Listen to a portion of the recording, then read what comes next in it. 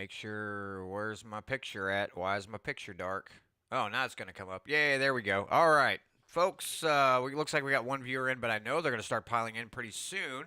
So, anyway, for those of you who will be watching later, I'm going to be joined by Senator Bill Eigel here in just a moment. We're going to discuss all kinds of dandy things about the power that we have in Missouri to become a more free people here in the state and maybe to nullify bad things that constantly come from the federal government. But anyway, let me start the recording on the video side and the audio side, and then I'll bring Mr. Eigel on, and the conversation will resume.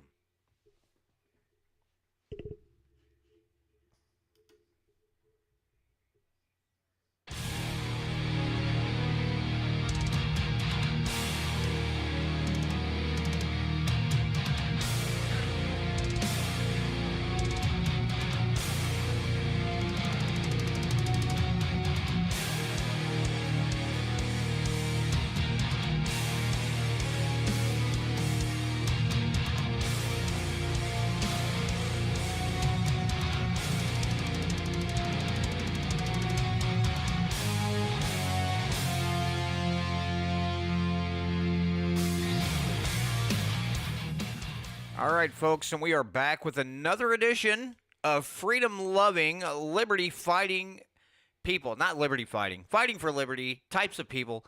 Another fantastic podcast called the Missouri Liberty Report. And right now, I am super-duper excited to be joined by Senator Bill Eigel, who's also doing an exploratory run for governor of state of Missouri. We have a lot of things to talk about, but first of all, Senator Eigel, how are you doing this evening?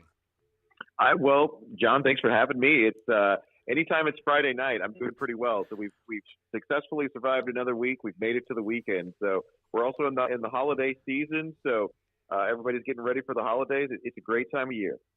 Absolutely. So I guess to start off the show, you pre-filed a bill here in the Senate side on gold and silver. So I guess to start off the show, let's talk about this bill, and we can kind of get into the meat of it. But if you can kind of give us a general idea about this bill that you pre-filed yesterday.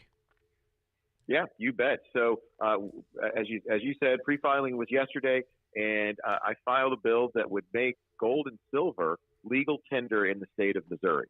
So it's a bill that we've been working on for a couple months now. And for all the folks that maybe have concerns about the cashless society that a lot of folks are moving us towards, the cryptocurrencies that have been incredibly off the charts in terms of volatility, and want to see gold and silver as a viable option for people to transact business in, I think this bill would have a lot of interest. And this requires and declares that gold and silver shall be accepted as legal tender at their par value in the state of Missouri. So it's something, like I said, I think it's going to have a lot of broad appeal. And this is the first legislation that we've seen for something like this in a long time. It also is going to require that a portion of state reserves be kept in a depository in the form of silver and gold. So I am you've heard me talk about my concerns about inflation. Well, inflation, of course, is being driven by the massive amounts of government spending going on in Washington, D.C. and down through the states, which is devaluing the currency ever so slowly. It would be a lot faster if we weren't the world's reserve currency, but as it is, it's still slowly devaluing that currency. And as those things get worse, we want to make sure we have a hedge against those inflationary measures. And there's no better hedge that has been available in the history of mankind than gold and silver. So I think that's something that we can do to protect our state and to put us in a better fiscal position in the event that inflation runs wild or continues to run wild in Washington, D.C. Yeah, it's interesting you brought up government spending because if I get on Twitter, I'm told it's corporate greed. So that's weird hearing that you say it's government spending because Robert Reich III always says it's corporate greed and their price hikes. That's what's causing inflation. So he doesn't understand economics, and we all get it. So, Right. Okay, the first big question that comes out of all of this is that it seems as if the feds are manipulating the price of gold and silver through the paper futures market. So, are Mhm. there some protections built in against that, or how would we value the gold and silver to and kind of be protected from that manipulation by the Federal Reserve? Yeah, and what you're talking about is the movement of the so-called spot price of gold and silver, right?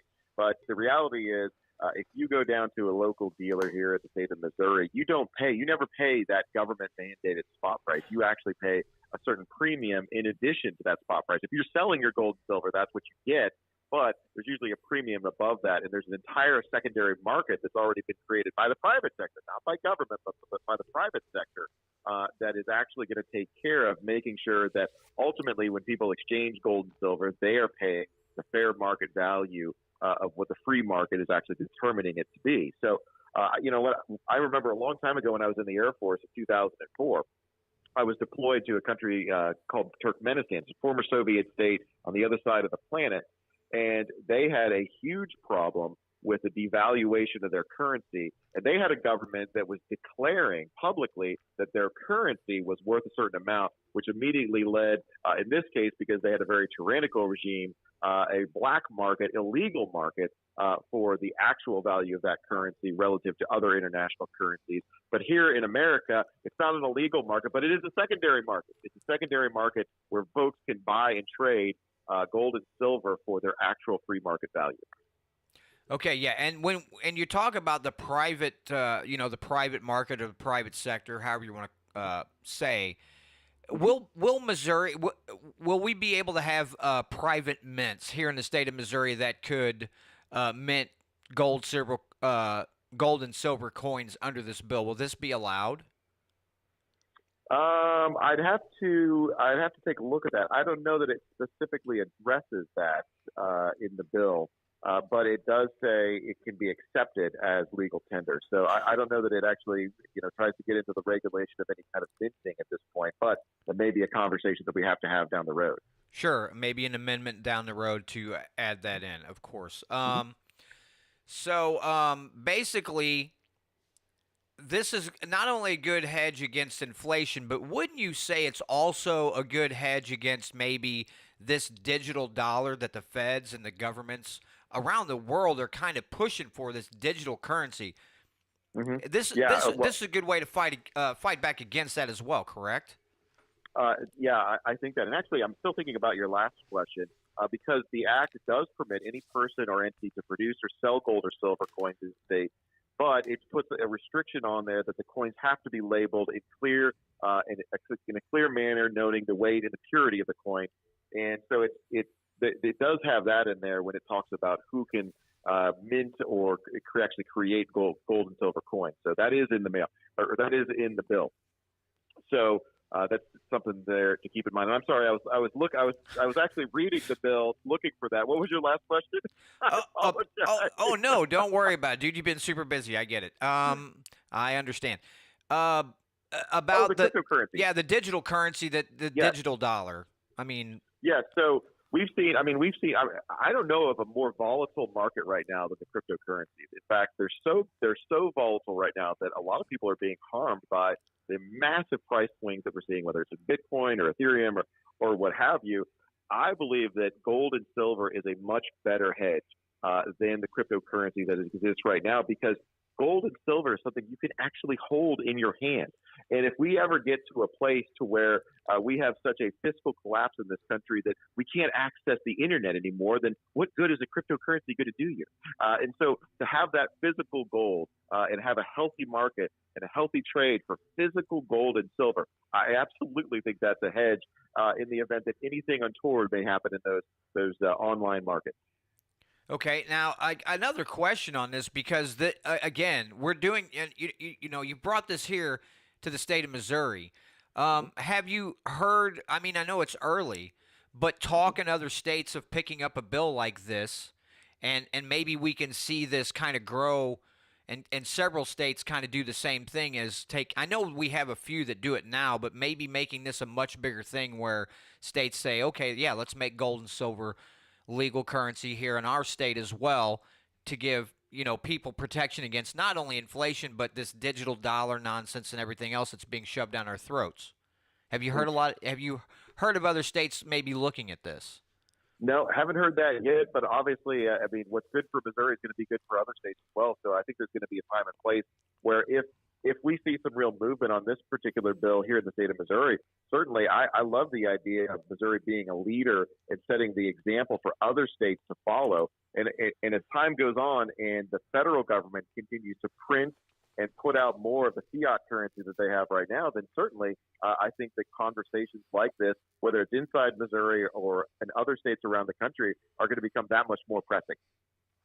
Yeah, I do agree. I hope this is one of those bills that you brought forward that's, kind of like SEPA, where you get other states going, hey, well, if they can do it, we can do it too, and maybe, shed that beacon of freedom a little farther out.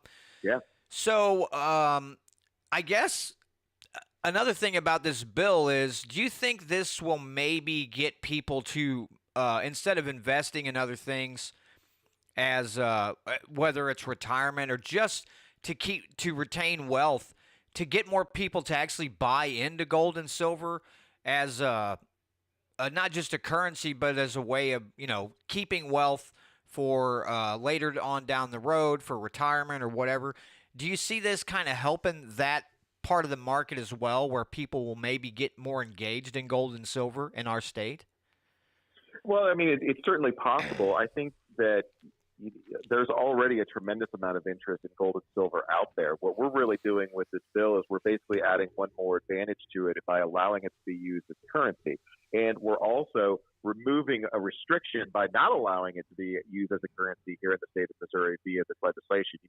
Government legislation in and of itself doesn't usually generate more demand. That demand's already out there. We're seeing record amounts of demand for gold and silver all around the world right now. So I think that the demand levels for these precious metals, not just gold, silver, but some of the other precious metals, is very high. I want to make sure that Missouri is a state where folks can engage in that market, where folks can get all the benefits that we ought to be getting from the possibility of a legal tender via silver and gold. So I think I'm very optimistic about the direction that we're going here.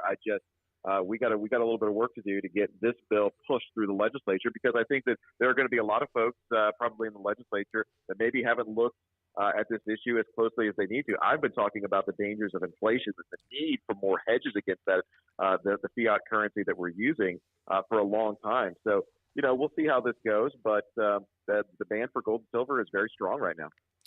Yeah, and when we're talking about the government here, FDR demanded years ago that people turn in their gold and silver certificates and made it illegal to own them. Are there protections in this bill against something like that? I believe there's a protection. No, there is not a protection in there in particular on that. We don't have that, but that is certainly something we would want to guard against, because I don't want to see any kind of seizure of any assets, whether it's gold and silver or otherwise. I wouldn't want to see any kind of seizure of assets. So that may be something we have to look at moving forward. Sure. Okay. Well, is there anything else? Maybe because I'm leaving. I know I'm going to be leaving things out because I haven't read the language yet. Is there anything of any other thing of real importance in that bill that you would like to highlight for us right now? Well, there's a little bit of a tax cut in there right now relating to gold and silver. So right now, we don't when gold and silver is bought in the state of Missouri, there's no sales tax that's charged on that exchange. But what this bill will also do is it will also exempt capital gains that are realized from the sale of gold and silver from being taxed as income in the state of Missouri. So, if you wouldn't pay sales tax on it when you bought it, but you would have to pay capital gains on it if you bought it or sold it for a profit somewhere down the road. So there's a provision in this bill that would actually exempt those profits from the normal routine capital gains that you'd have to pay right now. So there's a little bit of tax improvement there as well. And part of my message has been not just in this area but other areas of how do we lower the tax burden on Missouri citizens. So this is going to be just a nice little extra benefit for folks that decide to invest in gold and silver. They won't have to pay those capital gains taxes. So I'll throw that in there. Yeah, that's outstanding, because you've pushed really hard. I think about every session you pushed for elimination of the personal property tax here in Missouri, and That's right. I think we're kind of edging closer to that because the facts keep coming out about how high our rate is among states that have a personal property tax and all those things. Hmm. Are you getting better reception as time goes on at people taking this more seriously about getting rid of this personal property tax? Well, so I've always had fantastic reception for the idea of eliminating personal property tax amongst the general population. Amongst the people of this state, most folks realize how damaging it is on December 1st when you have to pay a tax to the government just for the crime of owning a car. So there's always been a lot of energy and a lot of momentum there. I haven't had as much luck with my fellow legislators because I think that my fellow legislators have been very hesitant to cut off some of these government revenue streams. But the bad, unfortunately for them, now personal property tax rates and assessments are going through the roof. And there is so much of a burden, a direct burden to folks at December 1st that these legislators are finally starting to really feel the heat to get rid of a tax that, quite frankly, most other states don't have. Only 21 out of the 50 states even have a personal property tax on vehicles anymore. So we're already in the minority states. And then for the states that do have personal property tax, we're the third highest rate of personal property tax at a 33% assessment of anywhere in the country. So we not only have a bad tax, we have a really high rate of a bad tax. So I think that there's a tremendous amount of public pressure being placed on the legislature to do something about this burdensome tax. So I continue to be optimistic. And gosh, government has never had more money from the taxpayer than it has right now. So if there was ever a time to cut taxes, today is the day. Yeah. And to go along with that, just because we're focused here on our state, a lot of concern along with the taxation is the amount of federal dollars coming into the state. Like what is it, half the budget or something to that effect? I mean, I know it's several $billion. 50%. Okay. Yeah. 50%. How do we fight this battle? Because this is a big thing. Because when the feds give out money, there's strings attached normally to those funds. How do we fight against all these federal funds? And not only that, how do we convince our lawmakers, our representatives, to stop taking, being on the government dole all the time? How do we win this fight of saying, guys, we got to learn to live within our means just like normal citizens do and stop taking all this federal money? Yes. So great question. So first, let me kind of set up how bad and how dire it actually is in the state of Missouri right now. So as you mentioned, about 50% of our budget, our state budget, is actually coming from the federal government. So all these posts that you hear about us passing a balanced budget down in Jefferson City, well, given that 50% of it now comes from the federal government and half of those funds are either printed or borrowed from the federal government, it's not exactly really a balanced budget. Missouri is the most dependent state in the union on federal money to meet its budgetary obligations. And this is a problem that has gotten much worse just in the past 20 years, while unfortunately Republicans have been in control. Back in the late 1990s, about 15 to 20% of our revenues were paid for by the federal government, and now it's gone up to 50%. So it's a bad situation. We're in terrible We're on a terrible fiscal path where we're turning over our state sovereignty by allowing the federal government to send us back our own money in fake money in order to get us to comply with federal mandates. So it's a bad direction to go. What do we do to fix it? Well, I'll tell you what, the person that sets the tone, the number one person anywhere in the state that sets the tone for the direction of the state budget is the governor of the state of Missouri.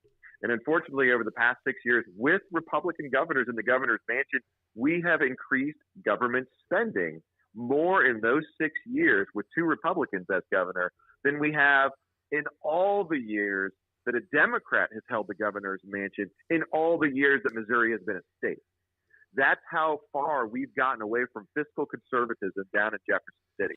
So if we want to fix the problems in our budget, we have to have somebody in the governor's office that's going to be willing to sit down and tell all the special interests that are currently benefiting from all that government money, no. They don't hear no nearly enough.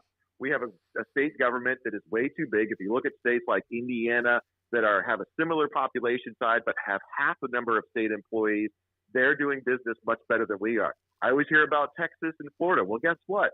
Our budget which is at $47 billion right now.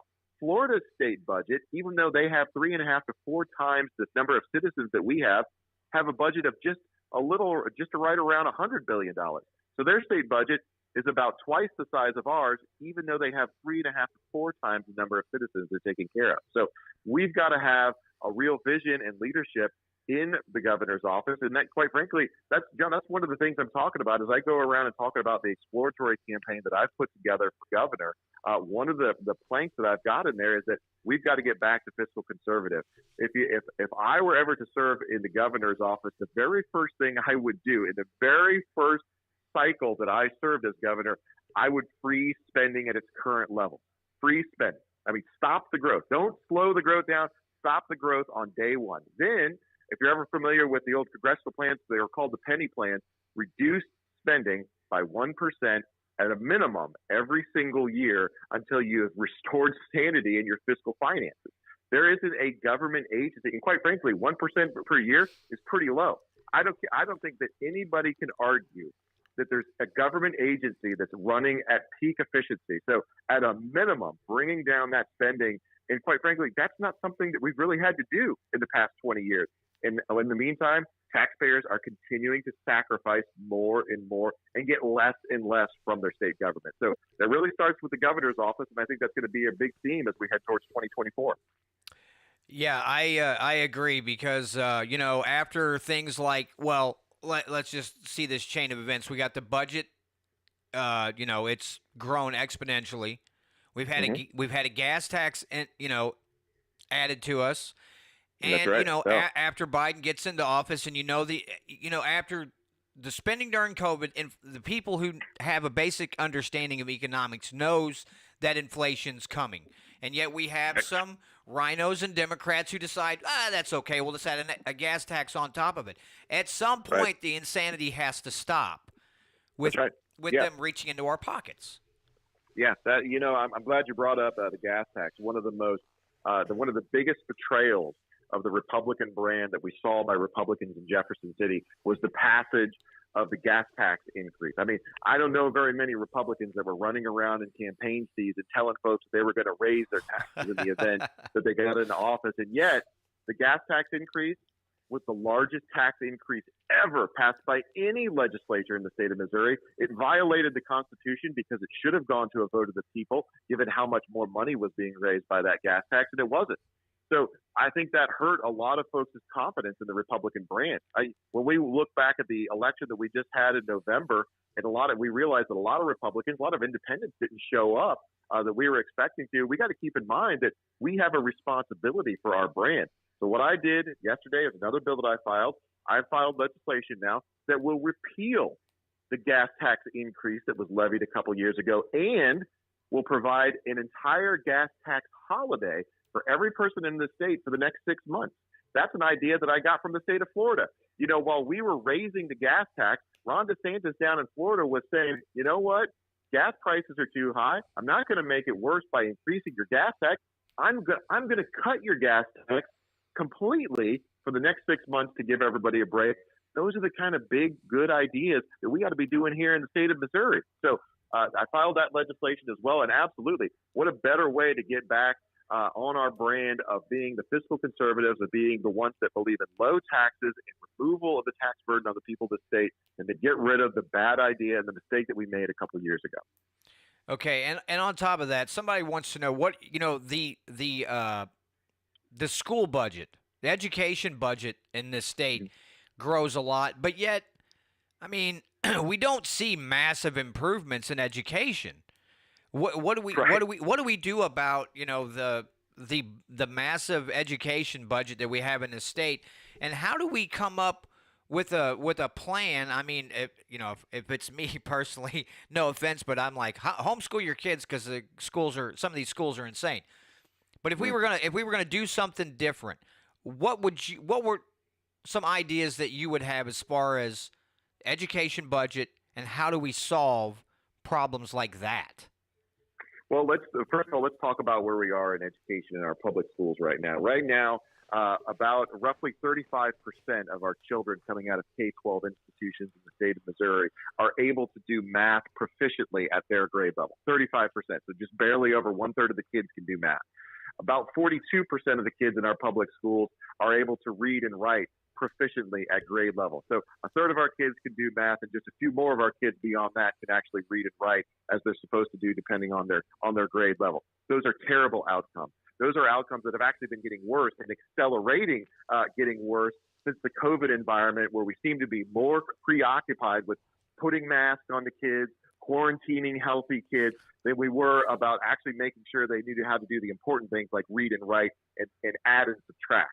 So we have big problems. And in spite of all that, because those outcomes that I just described, the masking, the bad numbers on who can do math and who can read and write, we had more parents that are angry and upset engaging with their school boards, pulling their children out of public schools, and generally pushing back against all the bad outcomes in our public school system, maybe than we've ever had in this state. And you know what the legislature did this past session when it came to education funding, in spite of all those bad outcomes, in spite of all those angry parents?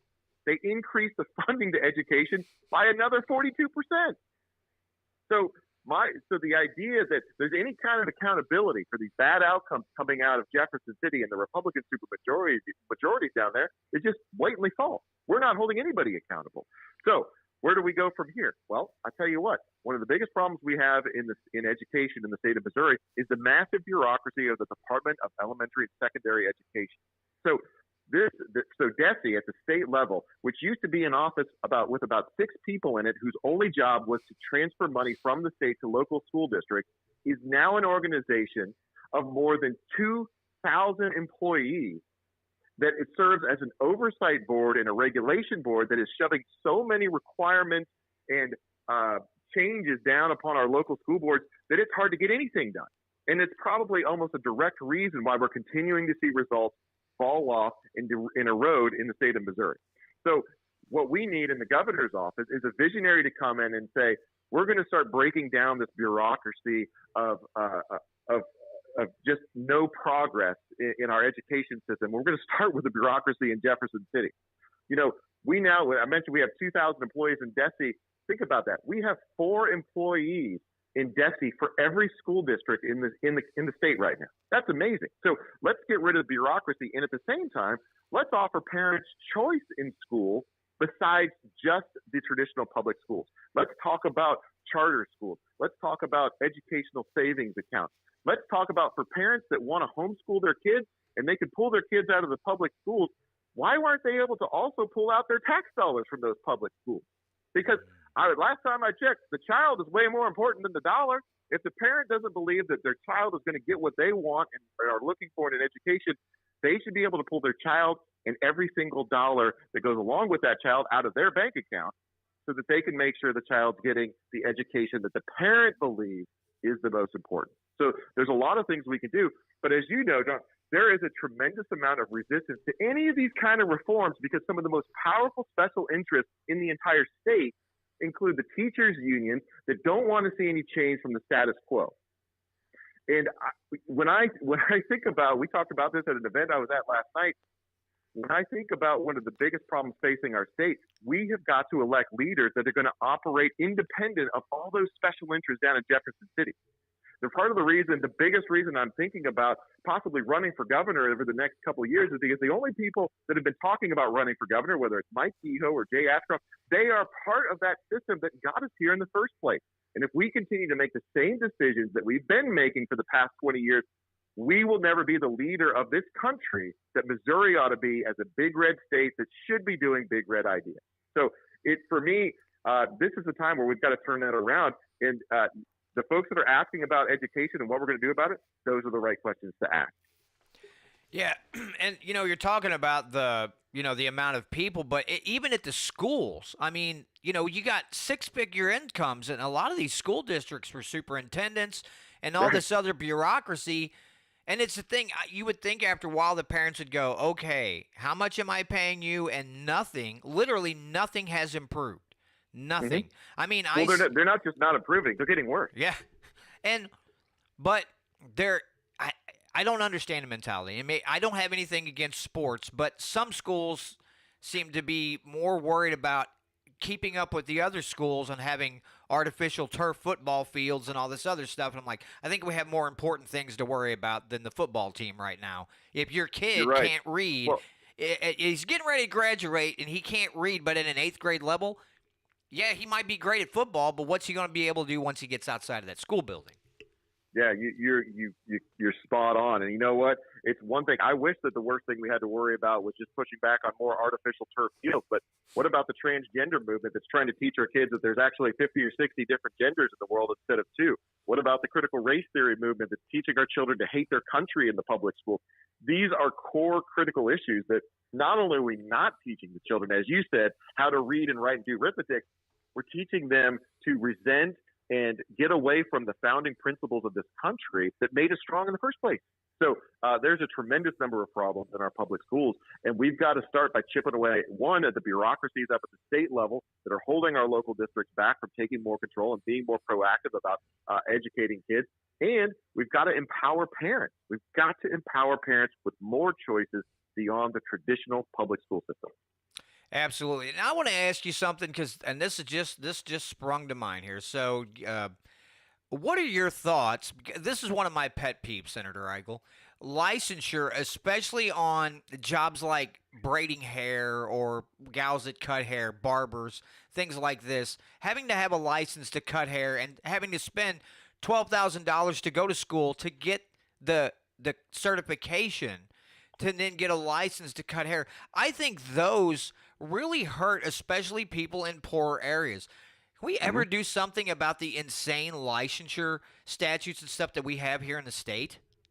Well, a great question because, and especially in the cases that you just mentioned, when you're talking about needing 1,800 hours of experience just to braid hair legally in the state of Missouri, there's no reasonable requirement why something like that should exist, except for the fact that what's really going on is we're just trying to protect certain industries from additional competition. That's what's going on with some of these burdensome licensure issues in this state. And I have been a guy, I'm a free market guy. In fact, before I got into politics, I ran my own business. It was a little construction business. And I always avoided government because of precisely these kind of things. If ever I ran into government, state or local government, they either wanted more tax dollars from me or they were some permit or some license that I didn't have that I needed to go down somewhere and pay $100 for so that I could get back to work. So these licensure requirements. These are the things that are choking our society slowly, so slowly that sometimes we barely even notice, but it's choking us nonetheless. So we got to get rid of these things. And there are so many examples like that that don't make sense that are in our state code right now that once again, where has been the vision and the leadership on issues like this from the very highest levels of leadership at the state level? It doesn't exist. It doesn't exist. It's not out there. We've got to get back to that. Yeah, you are right because it is something, in fact, that I've talked to other people about. I said I got to get in contact with somebody who, I said I want to start small, but I want to start chipping away at licensure and just start small and then start nibbling out at the edges and working its way because, you know, to me, licensure is the government proclaims that something is illegal until you pay a fee, and then they say, okay, now it's legal for you to perform that duty or provide that service or whatever, and that just drives me nuts because I see, again, in this inflationary situation that we're in now, you know, somebody might want to start a side hustle, but who wants to go through all the hassle of, you know, groveling at the feet of their the city and county and everything else to beg for permission to open up a small business? I mean, it's just, it seems ridiculous to me. It really does. Well, let's use the example that we were talking about earlier of all the hair braiding and all the hours that used to be required for hair braiding in the state of Missouri. Does anybody really think that the state of Missouri is an expert on braiding hair? I am literally the government as a state senator of Eastern St. Charles County. I don't know the first thing about braiding hair. Why should I be passing requirements telling other people what's going to be required so that they can legally braid somebody else's hair? I mean, the silliness of some of these things is absolutely off the charts. So you're absolutely right. It's not designed as a reasonable extent to protect the rights of the population, which I've argued has always been the only necessary use of government to protect the people's rights. It's really just a protection of certain special interests from competition. And we see that theme is present in the licensure in the state present in all sorts of examples in government where the powerful who have powerful special interest lobbyists that can go into the building and fight for their particular cause over the benefits of the general population, they're the ones that are getting access. They're the ones that are getting attention down there in Jefferson City. My message about the possibility of running for governor in 2024 is upending that entire system. And those special interests hate me. They despise me because they know that further empowerment of me is not going to be good for them. It's going to be good for the people of the state instead. So I think this is a winning message. And I tell you, you're asking the right questions. You're asking the right questions. We've got to get back control from the special interests of our state government so that we can get rid of all this unnecessary code that's holding us back. Yeah, I agree. So to go a little more in, I guess my first question is, what made you decide to do this exploratory move into looking for governor? What are some of the things that have been occurring that said, you know what, we can do better than this? I think I can do better than this. I'm going to start exploring. What are some of the things that drove you to this decision or helped you make this decision? Well, I'll tell you, first of all, if you look back at my resume, there's been a lot of public service there. So before I ran my own business, I was a member of the United States Air Force. I served for 8 years. My wife was also a member of the Air Force. And even after we got done operating our own business, I got back into public service and have served in the state Senate for the past 6 years. So public service has always been something that's been somewhat at the front of my mind. Now, part of the reason I got into politics the first time back in 2016 before I ran for the state Senate is I was frustrated with all that I was seeing going on in government. At the time, 2014, 2015, we were dealing as small business owners with Obamacare that was driving the cost of our health insurance premiums absolutely through the roof. And when I found out one day, this was in 2014, that my health insurance premiums were going to go up 70% and I was going to get less benefits for all that increase just to comply with the mandates coming from Barack Obama in Washington, D.C., I realized that, okay, we're going to have to find a way to get involved. And I got involved and started building out a political network of like-minded folks here in St. Charles County, one of the biggest Republican strongholds of the state. And that ultimately led to a run for the state Senate, of which I was the outsider. I wasn't waiting in line like I was supposed to so often that the special interests want you to do. I was wanting to go into the state Senate and make a difference. And so that's what I've been trying to do for the past 6 years. And I realized that after being in the state Senate for the past 6 years, we have so much more to do because a lot of times my biggest frustrations are not with the Democrats. The Democrats don't have any control down in Jefferson City. It's with other Republicans that have deviated in their actions in Jefferson City from what they promised to do in campaign season. You know, in campaign season, they didn't talk about raising your gas tax. In campaign season, they didn't talk about expanding Obamacare and funding Medicaid expansion at the state level. But yet those are the kind of things they're doing that's making our government bigger, that's making our government more inefficient, that's slowly strangling our communities and cities across the state and keeping a big red state like ours well behind the pack from the Floridas and the Texas of the world. I tell you what, I go around and I always ask people, you know, what the state do you think they're doing the big red things in? I would say the same thing, Florida, Texas. Well, great. Who's in charge of those states? Ron DeSantis is in charge. Why don't we have a Ron DeSantis here in the state of Missouri? Why don't we have a defender of rights that's going to come in here and push back, whether it's Joe Biden, whether it's a special interest in Jefferson City, or whether it's just against all this government everywhere, and it's not doing hardly anything for the state, the people of this state. So we should have that here. We send more Republicans to Jefferson City than Florida sends to Tallahassee and Texas sends to Austin. We deserve that kind of defender of rights. And the only people that have expressed an interest besides myself in running for governor have been part of the system for the past 20 years that have gotten to this mediocre state that we're in right now. And so sometimes you have to, if you're going to change things, you got to do so yourself. And that's what my exploratory committee is all about. I'm spreading a message of what I think is a better Missouri of the future. It's a Missouri where we're not paying personal property tax, where we're not charging more for your gas, where we're getting our budget under control, where we're holding the education institutions accountable for their terrible results. And if we don't get that kind of reformer into the governor's office in the near future, then it's going to be our kids that are going to be leaving this state for other greener pastures far from here. And I don't want to see that. I got 2 kids. I want to see them grow up right here and find opportunity in the show me state. But if we continue to be mediocre and not seek out that best path where we ought to be leading the country. You should be turning on Fox News at night and seeing Missouri. And whoever the governor of Missouri is, you got to see that person on the TV describing what a better vision for America was like. And if we do that, we will be the example for the rest of these United States to follow. But we're missing that bus right now. We're missing that bus. We've got to do better. So that's kind of the background of how I've gotten to this point. And I tell you, we've gotten a lot of interest. I think there's a lot of folks interested in that vision and that message of a better Missouri that we should have had already, but still not too late to get to. Yeah, and when you're talking about people leaving the state, I think we can do better as far as the corporate income tax, just the state income taxes in general. I think we can do a better job there of trying to eliminate those things, so that businesses want to come here and we have more opportunities for people in the state. And I mean, some of the states around us seem to be very open to doing that and saying, yeah, let's bring them in. And Missouri, for some reason, the past several years, a lot of them don't seem interested in it. And it's because, it's where you tell people, look and see where your representative's money is coming from. If it's coming from a bunch of corporations and big lobbyist groups, there's a chance they don't have your interest at heart. They have a certain few at heart, and the rest of you can just go fly a kite for all they're concerned. But yeah, I think those are things we can work on.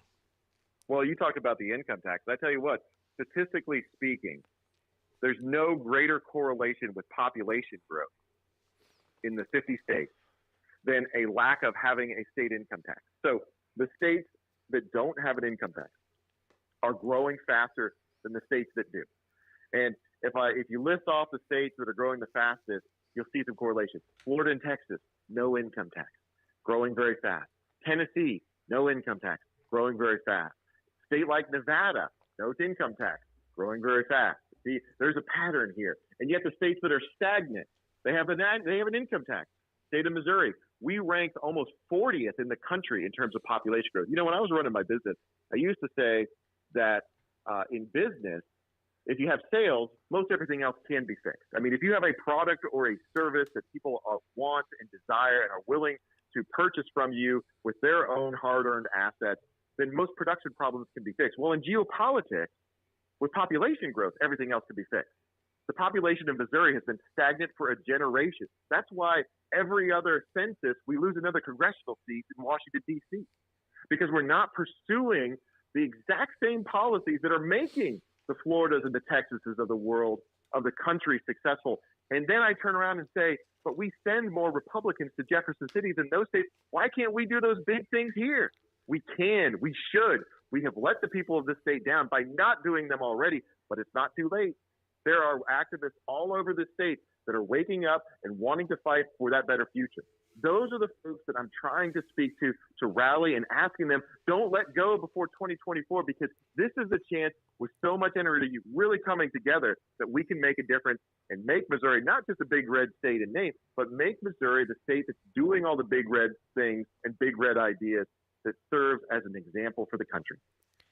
Yeah, and something that I keep trying to get across to people is that you have to get involved. I mean, like with Patrick and the Missouri Freedom Initiative, we go up, we visit the Capitol, we walk the halls, we talk to the legislators about good bills or bad bills, and we either try to, we try to kill the bad bills and we try to get some good bills pushed through. That we have to get people to understand that they have to get involved. I mean, Senator Eigel, I like you a lot. I like what you've done. I hope you run for governor. I will support you. But it's not to say that, if Senator Eigel becomes governor, then I don't have to do anything. Yes, you do. You still have the legislature, and we still have a governor. You have to talk to these people. They're not mind readers, and you have to convey the message of liberty and say, this is what we want. We want more to keep our earnings, and we would like to be more free. Thank you very much. It's just something you can't just sit back and let a few people do and expect them to carry the load. So, just trying to get people involved at all these levels, it's tough, but we've seen the results, and it's a blessing to be a part of. Well, you said that very well, and I tell you, there there's a lot of appeal, I think, in the message I'm talking about in that vision of a better Missouri. But I'll tell you what, as I said, the special interests don't want that. They want the status quo. And I'm already the underdog in this possible matchup. I'm already the underdog. The good news is the folks, the grassroots I'm trying to reach out to, they've been the underdog in almost every political struggle that they've been a part of. So we're all underdogs together. And I tell you what, if we can get enough folks focused on the right issues and get them engaged for the next 2 years, it won't matter what special interest is opposing us. We're going to be successful. Yeah, and I think we have to get our one of the live stream viewers has getting state agencies to abide by the state constitution. Stop doing I mean, it's one of those things. Getting some government agencies or legislators to just simply abide by the Constitution is a rather tough road to hoe, wouldn't you say? I mean, a lot of them just it's amazing, yes. They seem to apply the Constitution when it serves them best, and most of the other time they just ignore it.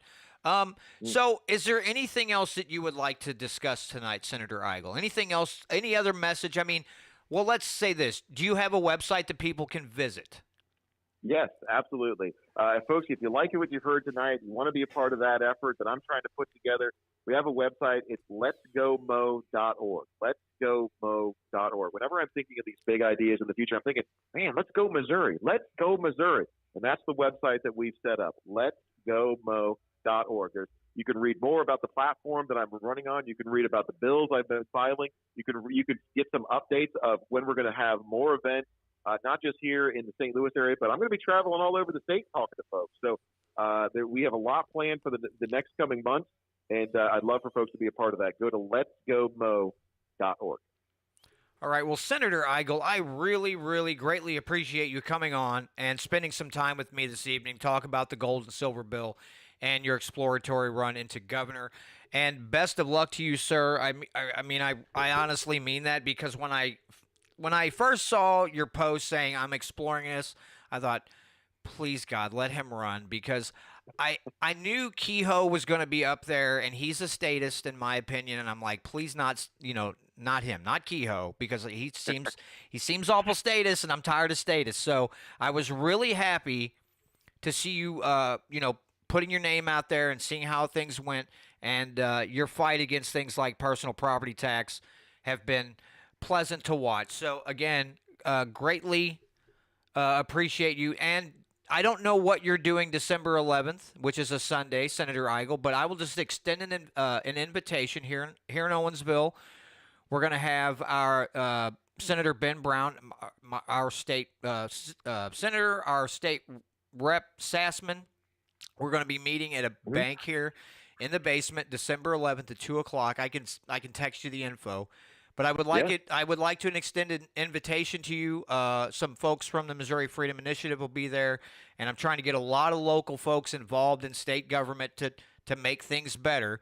So I would like to extend an invitation to you. You're more than welcome to attend if you have the time.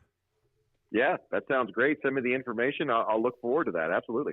All right. Well, thanks again so much, Senator Eigel. Again, I greatly appreciate your time this evening. Best of luck to you, sir. All right. Have a great evening, John. We'll talk soon. All right. Thank you. All right, folks. That was Senator Eigel. Glad to have him on. I was pretty stoked for that interview. I was really stoked for that one. And last time I think I got 15 or 20 minutes with him. I did one. I think it was on my it might have been the Push for Liberty podcast. I can't even remember. I think I had 20 minutes with him. I was happy to have that amount of time.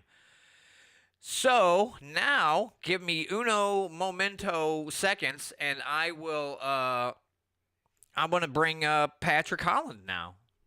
Patrick, I'm going to call you, sir.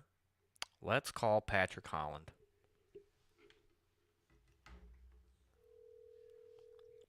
Keep the ringy-dingy volume down low, yo.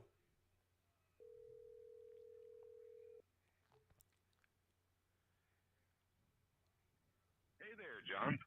Patrick Holland, how are you, sir? I'm doing good, man. I'm doing good. Well, it looks like you did a pretty good interview with Senator Bill Eigel. It went all right. I don't try to brag on myself, but I was happy because I'll be honest. I am just like my. I'm surprised that I got off anything intelligent because I've been freaking tired all day, and I was just happy that I could somewhat be coherent with the man or anybody for that matter. It wouldn't matter if it was him or you or anybody else. I was surprised I was that coherent because I was like, oh God. I told my son, I was like, this is the biggest interview I've had in a while, and I said I'm just brain dead, and I hope to God that I don't fail miserably. And it went as good as I could have expected. So we got about a little less than 7 minutes before I have to clip, and then we can continue on, Patrick. So Sure. any opening thoughts for the interview right here, sir? Yeah, I've actually got a really big opening thought. I'm absolutely shocked, seriously, that senators and representatives do not know how to braid hair because of the licensure, problems in the state of Missouri. I figured they were all experts. I learned something new from Bill tonight. Those guys don't know how to braid hair. So maybe you're right. Maybe it's a good idea to start getting rid of, those stupid certifications and, licensure issues we're dealing with constantly here in the state of Missouri, and actually operate on dare I say, more of a common sense level. Yeah, I know it's weird, isn't it? Common sense. Yeah, I know it is. Oh. Soon you're going to have to get a certification to put air in your tire. But don't worry, the education will be cheap. It'll only be $700, and then 40 hours of classes. Yeah, how many hours of classes? 800 hours of classes, and to be able to use a tire gauge and to be able to use an air compressor. We better do that here in Missouri. If we want to compete with California, we got to start thinking along licensure for literally filling up tires on cars. Everything. But then we start there, and then there'll be licensure on washing dishes and, things of that nature. We might as well take it there, huh? Yeah, I mean, after like looking at this site, openthebooks.com, and seeing this guy talk about the amount that the lifeguards made in LA County, I was like, what? $500,000, people. $500,000 for a lifeguard in LA County. I know. That's pretty. What? I went into the wrong business, clearly. But at the same time, you'd have to live in California, and the cost of living's, higher there too. And then you got to put up with socialist neighbors, next door. And so maybe it's not worth it. Maybe it's just not worth making that kind of money to live that way, or even pretend that you appreciate, that point of view. And I say that in a very strange way. I think I come from Minnesota. Everyone knows this. My wife and I moved down here 26 years ago, roughly. But I do remember that up in Minnesota, that socialist mentality up in Minnesota, government knows best. Give your problems to government; they will solve them for you. That mindset boggles the mind.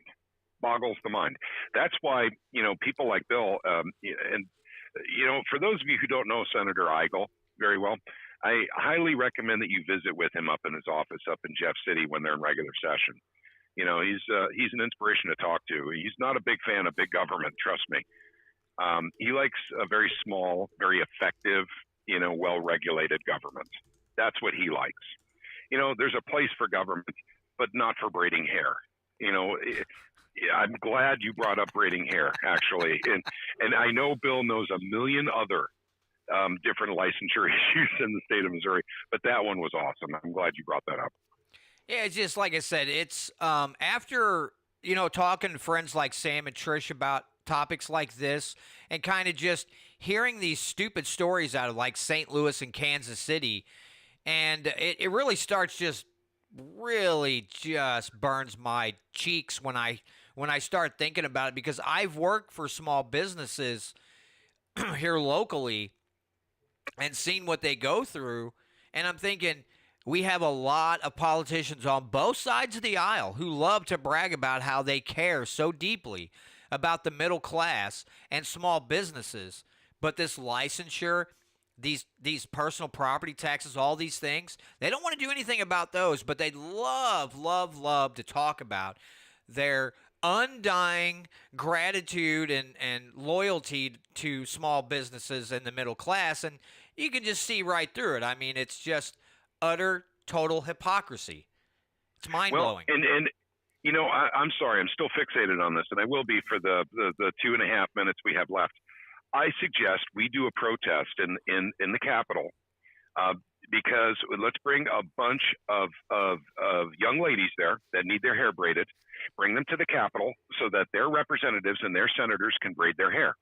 And if they don't know how, then we demand that they remove the licensure from braiding hair in the state of Missouri. We could do it that way. I say that in jest, of course, but I mean, Bill and you were on fire on that issue.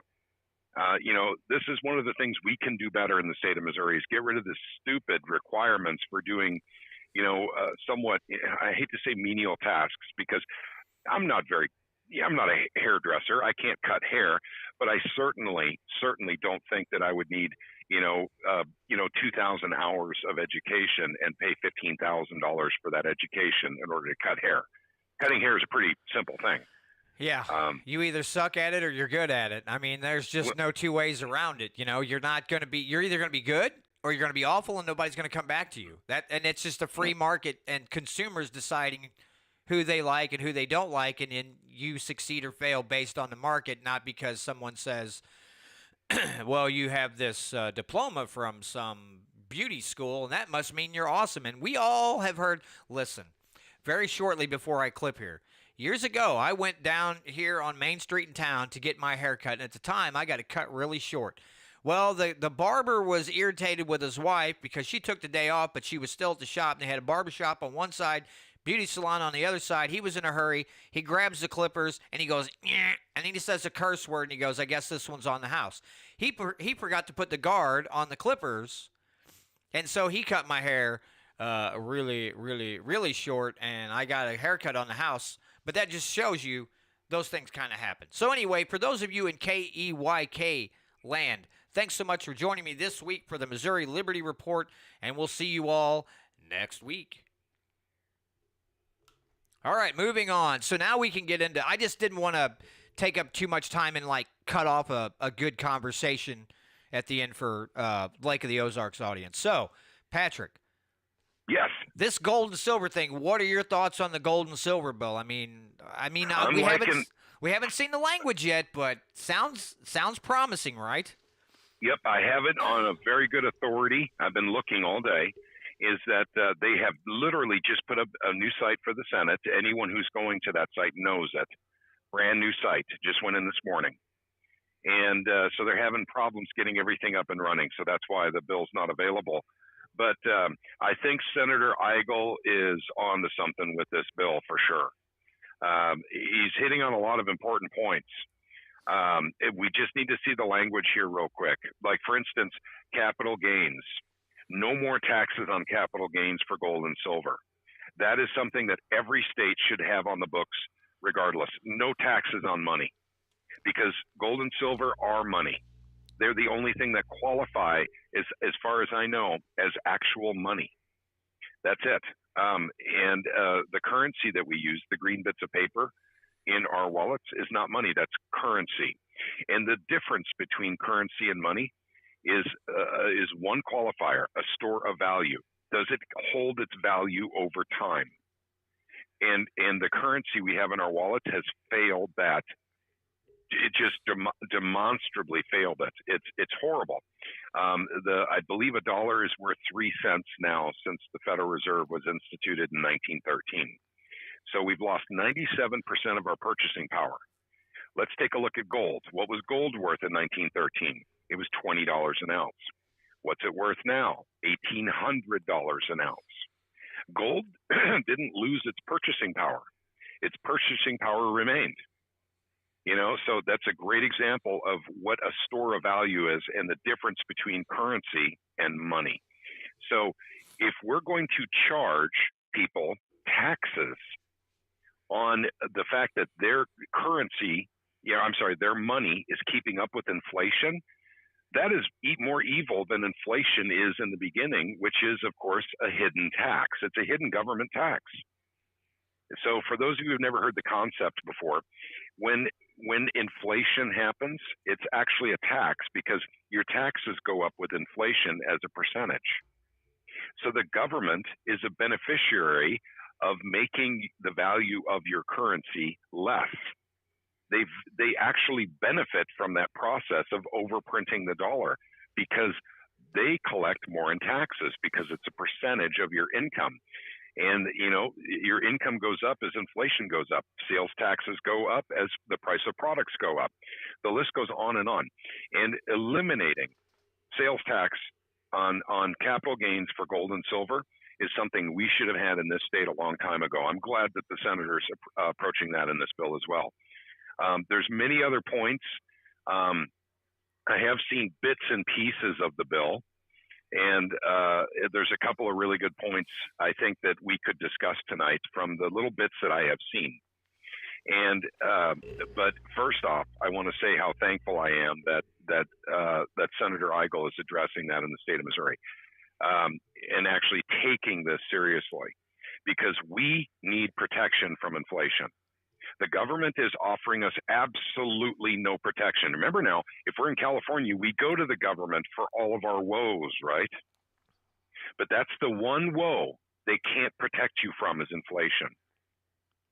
There's nothing they can do. All they can do is literally print up more money and give you more income to protect you from inflation, which in itself encourages more inflation.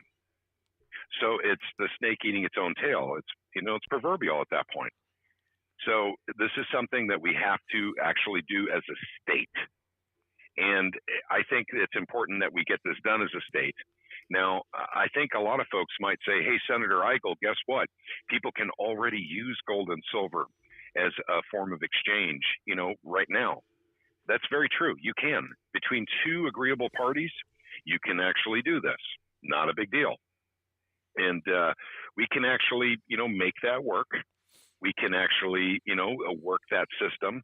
But businesses will be more likely to do it if there's a law saying, already encouraging what we already know we can do. We can accept the gold and silver, for exchange.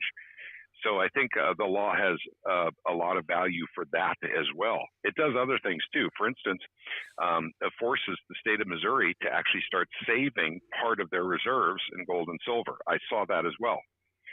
So once again, the state is saving its reserves in treasuries and in bonds, which are also losing to inflation. They're losing.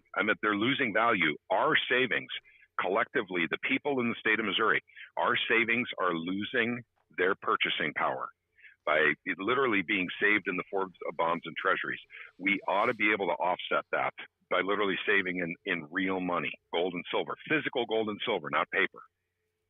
So those are some of my other thoughts. But like I said, I haven't seen all the language yet. Yeah, I just want to throw this out there for folks. I'm going to bring it up on the screen real quick. I'll share my screen. If nobody's seen this site before, openthebooks.com. Check it out. They got reports on all types of government spending. And it's not just federal, state. They got, I think some municipalities on here. They got stuff all over the place. And it's in depth. I don't remember how many, Freedom of Information Act, things they've sent out on certain things. But the LA County lifeguard was just one thing. But I wanted to highlight that real quick because I think this is another tool that will be useful for a lot of people when we're talking about government spending and inflation. Here's where it all stems from, basically. So I just kind of wanted to put that out there and let everybody see that. Let me throw out a scenario where that's actually relevant real quick. And that is if your government is having to print up more currency because of all the sweetheart deals they're doing with their friends, their buddies, their cousins, whatever. And by the way, yes, I am referring to Illinois. For those of you who are going to say, oh, I know where Pat's going with this. But the fact is, Illinois is one of the most corrupt governments I think the entire world has ever seen before. If you take Illinois and treat it like a country, it is so corrupt over there on their spending. It's on their spending. It's on other things too, but so the sweetheart deals they've been doing in Illinois for many, many decades, in fact, a century, have led them into one of the worst financial disasters we've ever seen in this country. Now, California is bad too, so I don't want to take away from that. But it's more idealism in California than it is pure. Well, there's corruption in California too. So that actually lays into it right there. What you're talking about, John, about government waste, government overspending for things that they don't need to. They do it because it's their buddy who's saying, hey, yeah, I'll go ahead and put in that parking lot at that high school, but I'm going to do it for, $4 million. Where the other bidder is like, well, that's insane. We can do it easily for, $290,000. But he doesn't get the bid. The cousin does, or the friend does, or the campaign contributor does. He gets the contract. And they have to literally spend more, they have to tax more money from the people in order to afford that so that they can give that really good sweetheart deal with all that premium built right into the price of getting that pavement done or whatever it is. That is a part of the problem. So, and that lays into our inflation as well. Now, it's not the entire reason for inflation, but it's there. Yeah. And, again, mentioning the other day when a guy at work said, government's like a mafia. And I said, no, they're not. The mafia actually had honor. Our government doesn't have any honor. They say there's no honor among thieves. Well, that's, perfectly legitimate parallel to our government, because what do? They steal from you. They'll bribe you by giving a little bit of it back, but then they print a bunch more for what else they need, and then they just say, well, and I think that's the problem. I think more people would, well, I say that, maybe I'm being too optimistic, but I think more people would be able to understand inflation is if that after they printed the money, like, for the COVID thing or whatever, if they did that, immediately inflation hit. But it's about 2 years. That much printing took about 2 years for it to really impact our economy at its full steam, and we haven't even reached the end of that yet. I think if inflation hit immediately, I think people would be like, now, wait a dang minute. Instead of because it allows the government to push the buck, especially in between, when presidents change, they can just blame it on the past administration and then keep spending. I think if it hit immediately, it would work out better for us because people would immediately understand the consequences of the government's reckless spending. But since there's a pause there, I think it just gives people too much of a time lapse to go, I don't understand why this is happening. Like, come on. We're trying to tell you. It's just its effects are not immediate enough. I don't want the government spending any more. I really wish they just stopped spending money altogether. And I don't want to see inflation, but I wish the inflation effect was more immediate because I think it would shake more people up. Does that make sense, Patrick? It does. It does. There's another way we can look at this too, and this is something that Ron Paul had stated many years ago. And that is, if we stopped actually taking taxes out of people's weekly, biweekly, monthly paychecks and made them scribble out a check at the end of the year for their entire tax balance, people would fight taxes. They would actually start fighting taxes, saying, we need to get this down. But since, they don't feel it as bad, it's very slow. It's a very slow process when it's coming out of your paychecks, and that you don't feel it because it's spread out over time. But if you had to write that check out at the end of every year, I think most people would think very differently about the taxation process here in the United States. And one more thing I'll point out, we didn't have an IRS until we had a Federal Reserve. And the reason why we needed the IRS is because once we created the Federal Reserve, we started paying interest on our debt. We didn't pay interest on our debt before the Federal Reserve. So that's the whole reason for the IRS, folks. we are slaves to a system where we're literally, the reason we work is to pay interest on government spending money with their cousins and their buddies that fund their campaigns. That's the reason you work. You work a job for that reason. Think about that. I'm sorry, that's hard hitting and everything, but it's absolutely true. Yeah. No, it is. I mean, I talk some people at work about this all the time. I think now you got to work, 4.5 months out of the year to pay your taxes?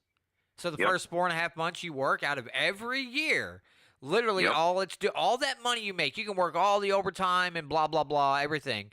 And it's literally just paying your taxes. So you have 7.5 months of that year that you can claim income from. The government, that's right, and its entities and bureaucracies and regulations are stealing 4.5 months of every working year of your life. Now, why in the name of God should we allow that to continue? And why would we allow it to continue on any level? State, federal, whatever. And if we can nix some of that in our state, then we have the moral duty and obligation to do so. We have the obligation to demand that our state, A, stop taking federal money with all the strings attached, and B, start cutting the damn spending. It's just utterly ridiculous. And when I see my paycheck every week, especially if I work overtime, holy crap, that's just that's an insult. Yep, a big insult. Yep, and remember, you're working that job so you can pay interest on all the debt that the government acquired to give sweetheart deals to their friends that funded their campaigns to run for office in the first place. Yeah. It's true. It's true. It's absolutely true. That's why we refer to it as debt slavery. We can never get out of this cycle as long as there's interest on debt. And we don't have to operate that way. The United States government could mint its own currency, separate from the Federal Reserve, literally shut down the Federal Reserve so you don't have to pay that interest anymore. It's a very simple concept, and we have operated successfully in the past that way as a country. But the central banks are owned by, it's difficult to track down who owns the central banks by person. But it's simpler to do it by literally member bank operations. That's difficult to explain as well. Member banks are banks that are allowed to actually purchase bonds from the Federal Reserve. So that's 6 big banks in the United States: Morgan Stanley, Goldman Sachs, Citibank, Chase, Manhattan. I don't remember all of them anymore. Wells Fargo. So those are the member banks. And they've got a pretty sweet deal there. They actually get to get the money at almost no interest rate. And then they get to loan it out for whatever they want to, basically. The whole system is actually quite crooked. And it didn't have to be this way. It's almost like, those in power that are running politics and the banking system in the United States are psychopaths, and they just want us to feel pain all the time. And that brings them pleasure. I mean, it sounds rudimentary simple, but I think it's the case. So that's my take on it. Well, when we talk about any of this stuff, which just before I forget, on December the 16th, Tom Martz was gracious enough to connect me with a gal by the name of Michelle Latham, and we're going to be discussing the WEF here in the state. And when we talk, it doesn't matter if it's the Federal Reserve, our government, the WEF. The thing that these people just get, not to be too crude, but orgasmic over, is the thought of controlling an entire population of people. Because that means they think anyway. We know who owns the planet, but they literally think and operate like they own every landmass, every body of water, and every human being on the planet, which That's just the greatest amount of control a person could ever really reach for and maybe grasp if people don't fight back.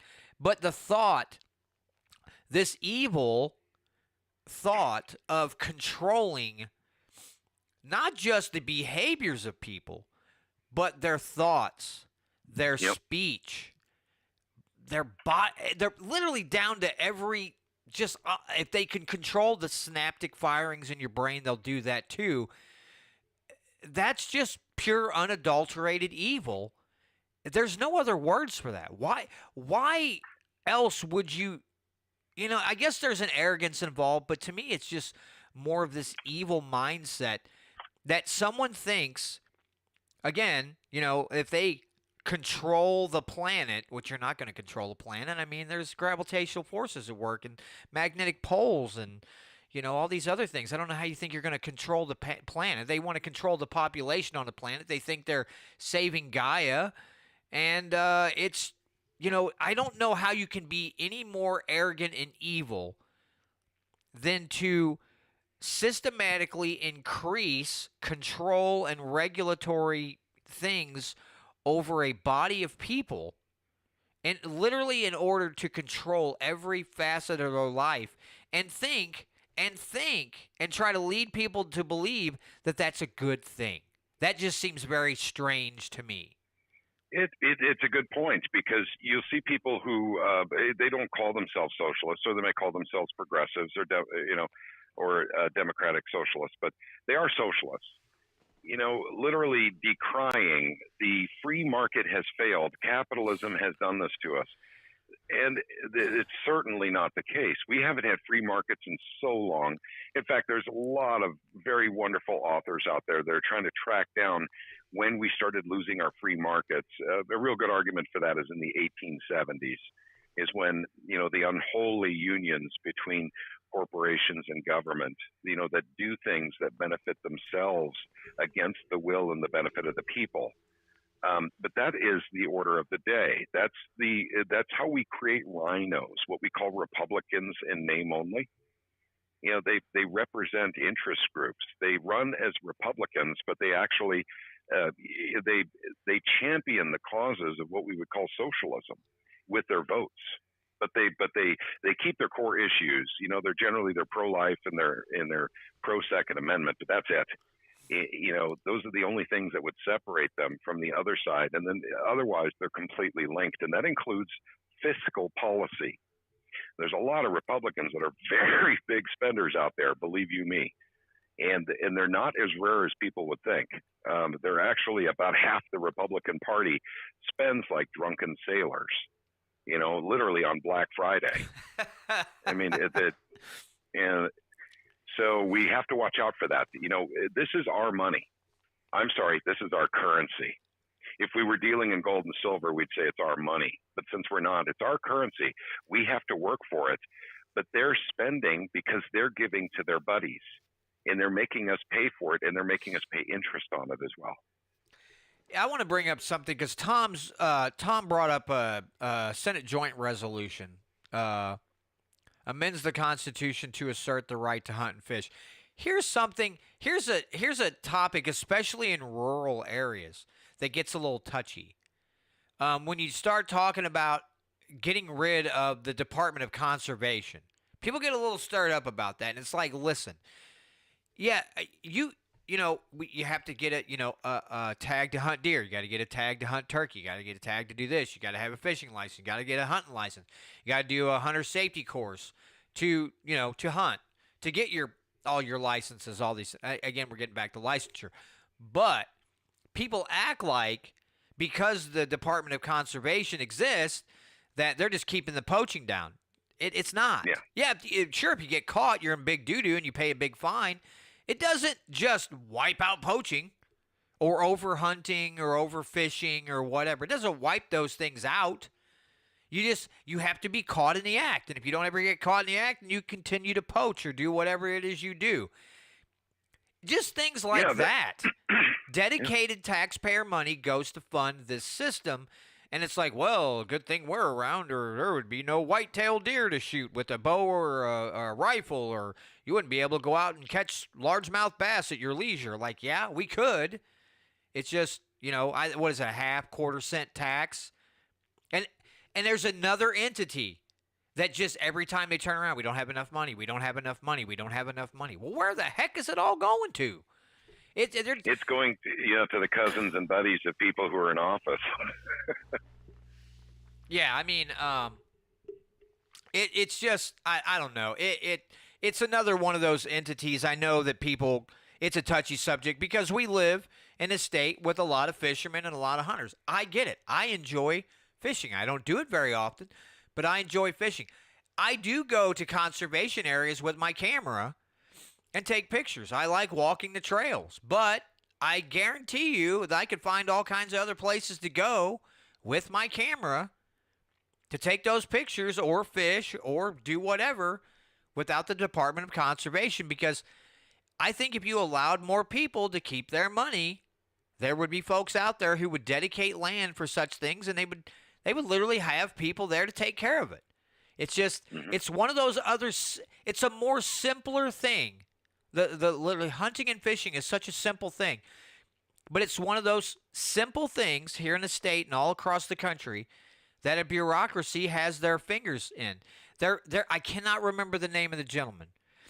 He was here in Missouri. He had a radio show for years. He was a good old boy, but he made a comment at the end of his show one night. Derry Brownfield. That's who I'm thinking of. Derry Brownfield had a show. And he said one night, he's like, if you own cattle and one of your cows gets out in the highway and you hit it with your car, or somebody hits it with their car, you're liable for that. He's like, well, how come the Department of Conservation isn't liable every time we hit one of their deer? And I thought, you know what? That's actually a pretty good point. Mm-hmm. That's a pretty valid point. Why aren't they liable? Like if you had cattle and one of them broke through a fence and got on the highway and somebody smoked you, well, you got to pay the damages. Why aren't you paying the damage on my car when I hit one of your deer that you're literally protecting? You're setting limits to how many get killed and how many licenses or tags are put out. Why aren't you paying for the damage on my car? Now, I know that would be taxpayer money going to pay that, but the thought, it's the thought. It's not only a thought, it's actually a good thought. There was a massive ecological disaster that happened in Colorado a few years back where a bunch of arsenic went into a river in Colorado. And that was the EPA's fault. The very agency that we pay an enormous amount of money to, I don't know if you want to say pay enormous amount of money to or just it's extortion. And they themselves became polluters. And guess what? There's no agency that can find the EPA. No, I just thought I would throw that out. Yeah, because they're an unelected body, so there is no consequences. There's no. That's correct. You can't hold them accountable because they're unelected. They're appointed, and this is why we need to pay very close attention to the people we elect. Is make sure that they're of sound character, that they're not immoral people, that they don't make bad choices. And there's no such thing as a bad choice when you're in government because someone else pays for your mistake, and it's the taxpayer. Go ahead. Just real quick, this brings up something else. Do we ever get to a point in this state where we start working on legislation that says that a lot of these, like, I don't care if it's Department of Health directors, whatever, that instead of being appointed officials, we either eliminate those departments or they're an elected position? I think that there's probably room to do something like that, yes. Or John, there's another way to look at it too, and that is actually to privatize it. Yeah, take that section of government and literally eject it from government and have it be a private entity. And for those of you who are gasping with horror right now, that can work. We did that with the post office years ago. But look at what Margaret Thatcher did in the 80s in Britain. She literally downsized government. She actually did. I mean, she was hated for it. A lot of people, no, we need government to handle this. She was, no, we need free markets to handle this. And now, once again, she wasn't a perfect person. She wasn't a perfect politician. She was what England needed at the time. But at the same time, there's always a free market solution for every problem. The real problem is the government won't let free markets work in our in one more thing I'm going to throw out that's going to make people gasp in horror. The fact is, Sweden has freer markets than we do. Socialist Sweden has freer markets than the United States. And it's a fact. It's an absolute demonstrable fact. And that should not be the case. And Missouri should have free markets. We should deregulate as much as possible here. You know, case in point, the hair braiding. You know, this is just ridiculous stuff. I still like the idea of having a massive protest up in Jefferson City. Bring a bunch of young gals there that need their hair braided. Make sure that senators and representatives braid their hair. And if they don't, watch out, Jefferson City. I know that people are like, well, that's a totally ridiculous thing to say. But is it really? Is it really? Because our government officials act as if they weren't there to set up these licenses, there would just be harm being done all the time by these chaos, people. Wouldn't it? Oh my goodness, there would just be anarchy in the streets with people with badly braided hair beating the crap out of each other, and it would just be all over the 6 o'clock news. Another badly braided hair bunch came out in full force and attacked old people or something. You know, the propaganda would just be thick. But Yep. it goes to the point. Do they really understand what is best for you, or is it because they have friends in some group or some, like you have the chain stores of haircutting places and they don't want people cutting in on their action, so they demand this regulation. We see it all the time. I mean, it's as simple as go ahead. These are the lobbyists that Bill was talking about. If you don't show up in your capital, and once again, I'm in Missouri. I'm going to talk about Jefferson City, but this applies to every state. If people in Missouri do not go to Jefferson City and literally tell, their senators, their representatives, what they want, within the limits of the Constitution, of course, lobbyists will go up there in your place, and they will get new licensures done in the state of Missouri. This is just the way the system works. The people have to be involved. The businesses are involved. The special interests are involved. Most business, what I meant by businesses is large corporations. They're involved. They're involved in state politics. They're getting things done, and they affect, you. You're paying a higher price for a product because of what they're able to accomplish in the capital. So you have to go and counter that. That's by natural law. That is your job. You literally need to protect your freedoms. And by the way, and when I say that, you need to protect your freedoms. It's like what John said earlier in the show. We don't want to pay the NRA to protect our Second Amendment rights. Okay, this whole concept, this whole model of all these, firms that you give them money and then you don't have to worry about it anymore because they're there protecting your rights. You're paying them so you can stay at home and watch television, right? It doesn't work that way, friends. Even if you like an organization and you like the work they do and you want to donate to them, that's fine. That's a free market right there. But you still need to show up and make your phone calls, do your emails to protect your freedoms and your children's freedoms. Yeah. This is something that, folks that have been listening to me for a while and hearing my, participate in Patrick's live stream, hear me talk to Patrick, this is something we're going to keep hammering home, is that we have to become involved in. It doesn't matter if it's the local level, your county, or your state. You have to. You do not have a choice. If you don't like the way things are going in your government, you don't have a choice. You do. You can sit back and do nothing and expect things to miraculously change for the better. Good luck with that. Or Yeah, that generally doesn't work out too well. By the no, way, just thought I'd throw that in there. no. Or you take the responsibility of trying to make things better, and not just for yourself, but everyone around you, your family and your friends. Yep. I'm going to give you an example of what I deal with because for the organization, I run a lot of socials. One of them is Twitter. And once in a while, you'll come across postings on Facebook or Twitter, and where someone will post, oh, my personal property tax just went up, 25% from last year. I mean, this is criminal. Somebody needs to do something. You can That's do always it. the end. That's the end of their statement every time. I call it LARPing, or people call it echo chamber. You call it whatever you want. Somebody needs to do something. That's what they always end it with. This is LARPing. I mean, this is lazy stuff here. No one cares about how much you're paying in property taxes as much as you do. So you should do something.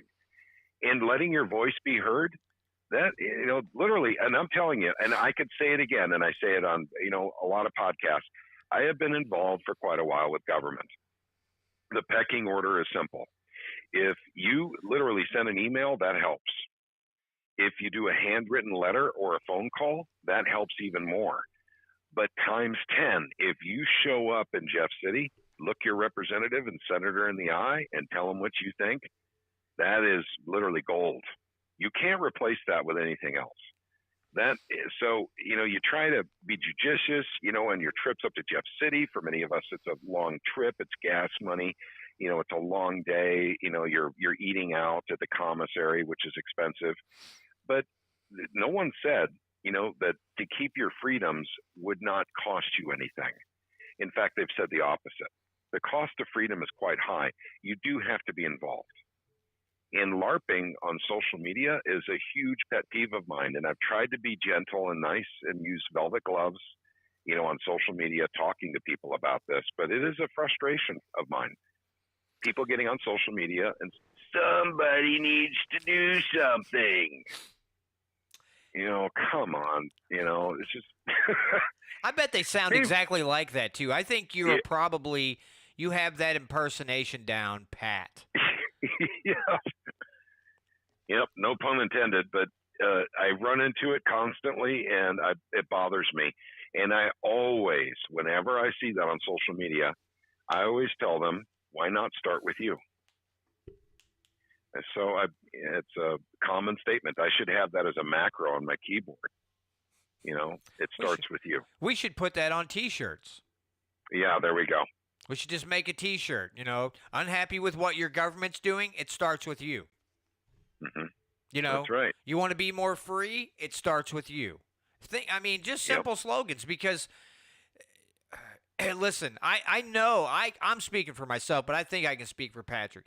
Neither one of us want to sit here and tell people constantly they have to get involved, but we have to keep doing it because again, as Patrick stated, the majority of people, they just work within an echo chamber. They talk about things that other people agree with so they can get the nodding of the head and the pat on the back, and it stops there.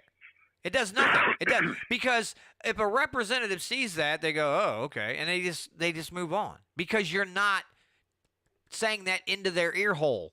You're not. That's right. Looking them dead in the eye and saying, "Hey, myself, my family, and my friends would really appreciate it if you would A, do this, or B, stop doing this and stop, stealing from me and my family and friends, and if you let me keep more of my earnings and not have to worry about some federal agency, doing something to me because you guys won't nullify it. I wish you'd nullify this. I wish you'd nullify that." All these things, I would rather spend my time talking about other things. But until we get enough people involved, this is the message, folks.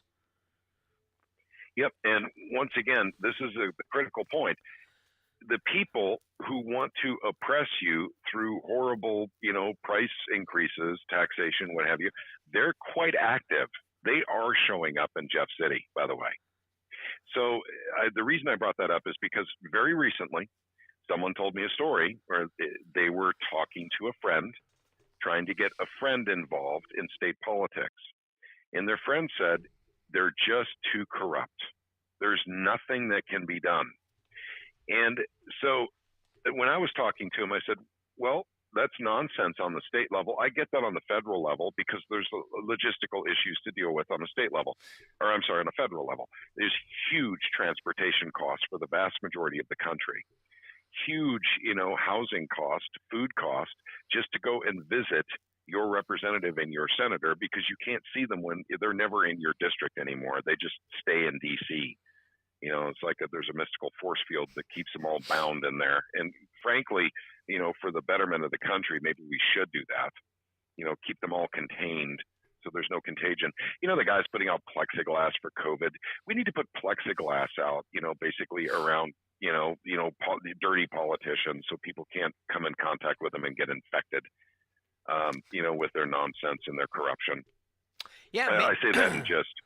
Well, I was going to say, maybe if we piped the BS that flows out of that building back in and they had to breathe their own stuff, they might just all pass out and be like, oh, well, and we're like, oh, the government's not doing anything. And then we can all applaud loudly and say, that's exactly what we want.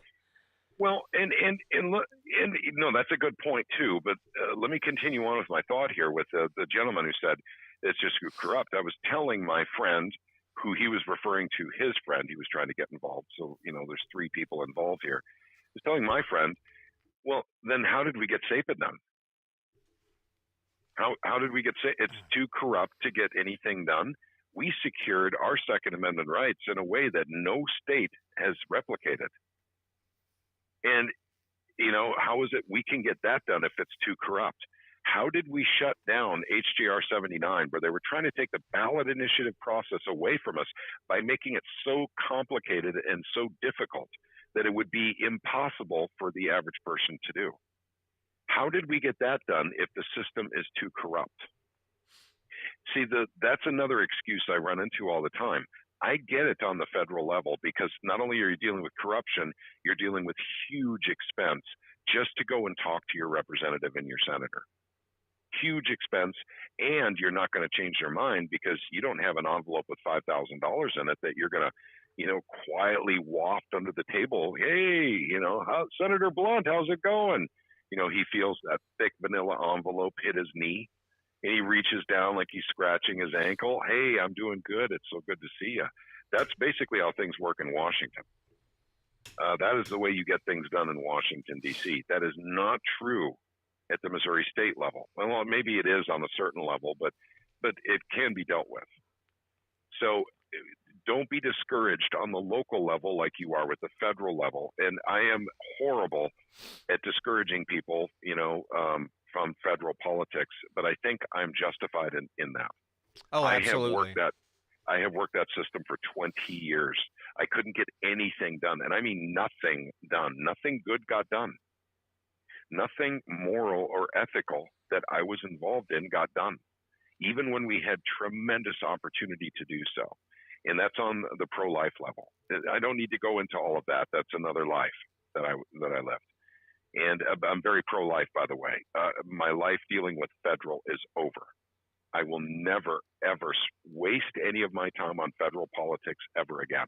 And I did other stuff there too, but the big stuff was on the pro-life stuff. So, but I have had success on the state level. And these are wild successes. These are huge. These are historic, like SAPA's historic. And once again, I was just a gear in the machine. But I was, very, very honored to be a gear in that machine. And shutting down HJR 79, much of that credit goes to the Missouri Freedom Initiative. And those who showed up that one day it was the end of April for what we call Lobby Day, to actually go around and talk to every single Senate office. Every single Senate office, 34 offices. We shut down HJR 79. Now, there are others that came in to help and everything, but we definitely were the spearhead on that. So I don't like the nonsense saying you can't get anything done. It's too corrupt in a state or even a county or a city level in the state of Missouri. Anyone who says that because they have never been involved. They don't know. They don't understand the process or something. And, Maybe they don't want to get involved. Yeah, maybe it's laziness. Maybe it's LARPing and laziness. I mean, these people love to be keyboard warriors. And like I said, I'm actually probably getting, a little hyperbolic about this, but no, and I'm trying not to be, but the LARPing, if all you're going to do is participate in echo chambered nonsense on social media, just don't even bother doing that. Literally just watch TV. Literally just get away from, politics in general, because you're not helping. And if people who are upset with what's going on in the world around them, the country that they live in, the state they're in, or even the city level politics, get involved. That's how you change it. It's not by LARPing. Go ahead. Yeah, well, I was just going to say, it's because it's just like with not being educated on topics. It's just easier to do it that way. It really is. It's just easier to be blissfully ignorant about whatever's going on around you than to take literally 10 minutes of your day, look up a topic, read a little bit, educate yourself a little bit, build on it so you know what you're dealing with. It's just easier for a lot of folks. And I know people are like, well, that's kind of harsh. Okay, what else can it be? If you don't want to get involved, but you want to say with the sentence Patrick, if somebody needs to do something, you're being lazy. You're not, or you're not taking it seriously enough. You just know that other people are going to agree with you, and you want that little show of, pat on backs and stuff and attaboys. Affirmation. Yeah, attaboys and pat on the backs don't get it done. Showing up to Jeff City gets it done. And believe me, again, for the 40,000th time that I've said this, I've seen it in action. I've been there. It was an enlightening experience. It was gratifying. And I think, excuse me, not just because I saw the effect we had, but on a basic human instinctual level, when you're up there fighting for liberty, in your heart of hearts that you are doing the right thing and you are doing what is truly good, because not only are you preserving liberty for yourself, you're literally preserving liberty for every single person in the state. It is not someone in a certain geopolitical group or a certain subsection of the state. It is literally for everyone. And again, you have a moral duty and obligation to do so. And that, I think, is where the most of the gratification comes from, is because you're affecting change for literally everybody. And it's a big thing. Yep, and if you're affecting change for everybody, it should be literally in the balance of freedom, of liberty, of basically empowering people to do things for themselves, taking away that power from government, or relieving tax burden. I mean, that should be what everyone's goal is, particularly at this point, in this crucial point in history right now, where we have unprecedented inflation. Now, people say, oh, that's not true, Patrick. Gas is down in the last week. Well, yes, it is. But that doesn't make up for what we've been going through the last 2 years. So, I don't think inflation's over. I think it's taking a breather right now. As soon as oil goes back up, it's back to the races again. And people need to remember that. This is, let's just say, a precarious time in our history. Do we want freedom or do we want tyranny? COVID, the beer flu. No, you say COVID. COVID, Patrick. COVID. Okay. COVID was not a shot across the bow. That was a cannon blast right into the hull of our ship. People need to wake up with this COVID nonsense. You have to see it what it is. We're not going to be talking so much about vaccinations or, mandates or anything. You have to look at the effect, literally what cities, counties, states, and entire federal governments or countries did to their people for something that was no more deadly than the yearly flu. Let me add to that real quick, because here's the point that a lot of people don't sift out of this thing. Because what we hear, it doesn't matter if it's just people in general, not just government, but people. Oh man, COVID really screwed things up. Did it, or did the response by bureaucracies, agencies, governments, health department officials, mayors, governors, their response to COVID is what did it? Stop blaming it on the virus. The virus didn't do this. The response to the virus did this. And that's something that also drives me nuts when I hear, oh, COVID really screwed things up. No, COVID response and the tyranny that came from that response is what led to what we're dealing with now. Don't blame it on a virus. A virus can't walk in, write, whatever they call it, little rules about staying 6 feet apart and only operating at 25%. I never saw a COVID virus walk in with an ink pen and start signing legislation at a county level. No, that was human beings doing that. Yeah, I believe what you're referring to is socialized distancing. Oh, yeah, my bad. Yeah, socialized. The prison lines at the checkout line. Yeah, at the checkout. That's right. The bread line. You're right. And this is something that people truly have to measure with their very soul now, their spirit, their soul. This tyranny that we went through because of COVID is going to get worse, and it will get worse through the generations. Do you want your kids in, let's just say communist Russia, because that's where this heads. It's a form of feudalism.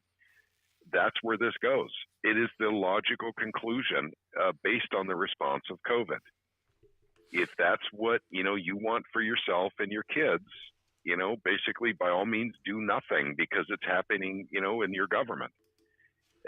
We as the Missouri Freedom Initiative, we are against any government mandates. We don't want government telling us how to live our life.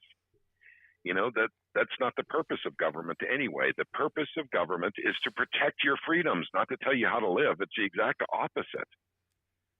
So it's up to you. It's incumbent upon you to literally get involved in your state government. Forget about the federal government. Don't worry about that. There's plenty of involvement there with echo chambers and with what I call LARPers. There's plenty of involvement there. So that'll take care of itself. Work on your states. And once you drain the swamp, if you will, in your state, you'd be surprised how much of the swamp that was in your state was also in D.C. that also disappears. It's actually, self-fulfilling prophecy at that point. You get, 15, 16 states to clear up corruption within their states. You'd be surprised how the federal government starts to shrink. It works that way. So let's do it from our state level. The reason why we do it from our state level is it's easier, significantly easier. And your state representatives and senators live among us, and they are very, very reachable. You can go to their office right in Jefferson City in the state of Missouri and have a face-to-face conversation with your senator or your representative very easily. That is not true with your federal representation, with your U.S. congressman. You can't do it. I mean, it's almost impossible. Well, like I said, if you got that envelope full of cash, anything's possible, right, John? Mm-hmm. But that's what it takes almost. Yeah. I don't know. So somebody in the live chat, let me look at this.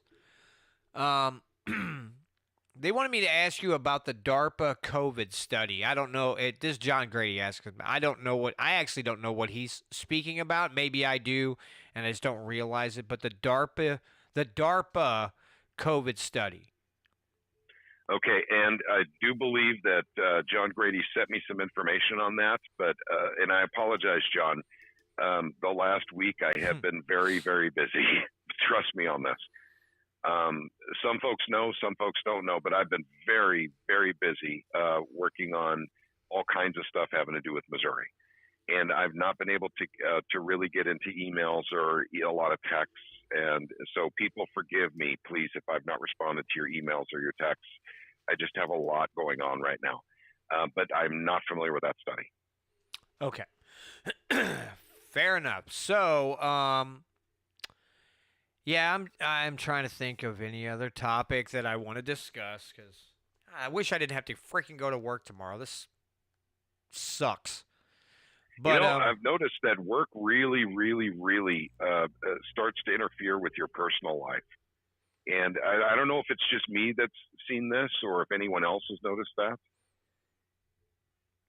what are you talking about? Just my Yeah, work interferes with everything else that you do in your life. yeah. It tends to do that. It tends It to cuts into it. Yeah. it tends to do that. And the thing that is irritating to me the most. I mean, because I've worked all my life, so there's that. But the irritating thing to me is what I've been able, with your help and so many others, what I've been able to build here.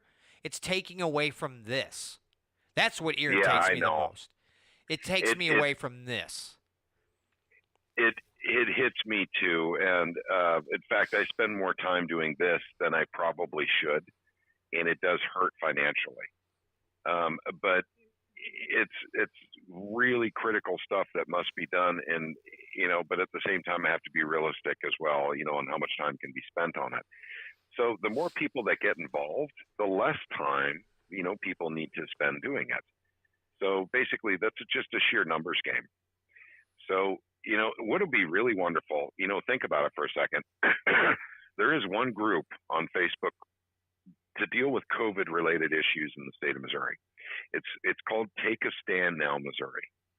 And their Facebook group is approximately 12 or 13,000 people. Now, if just 10% of them made a trip once a year to Jefferson City, how much damage they could do to ever there being any mandates in the state of Missouri ever again would be very doubtful. If they had 1,300 people show up talking to senators and reps, just 10% of them.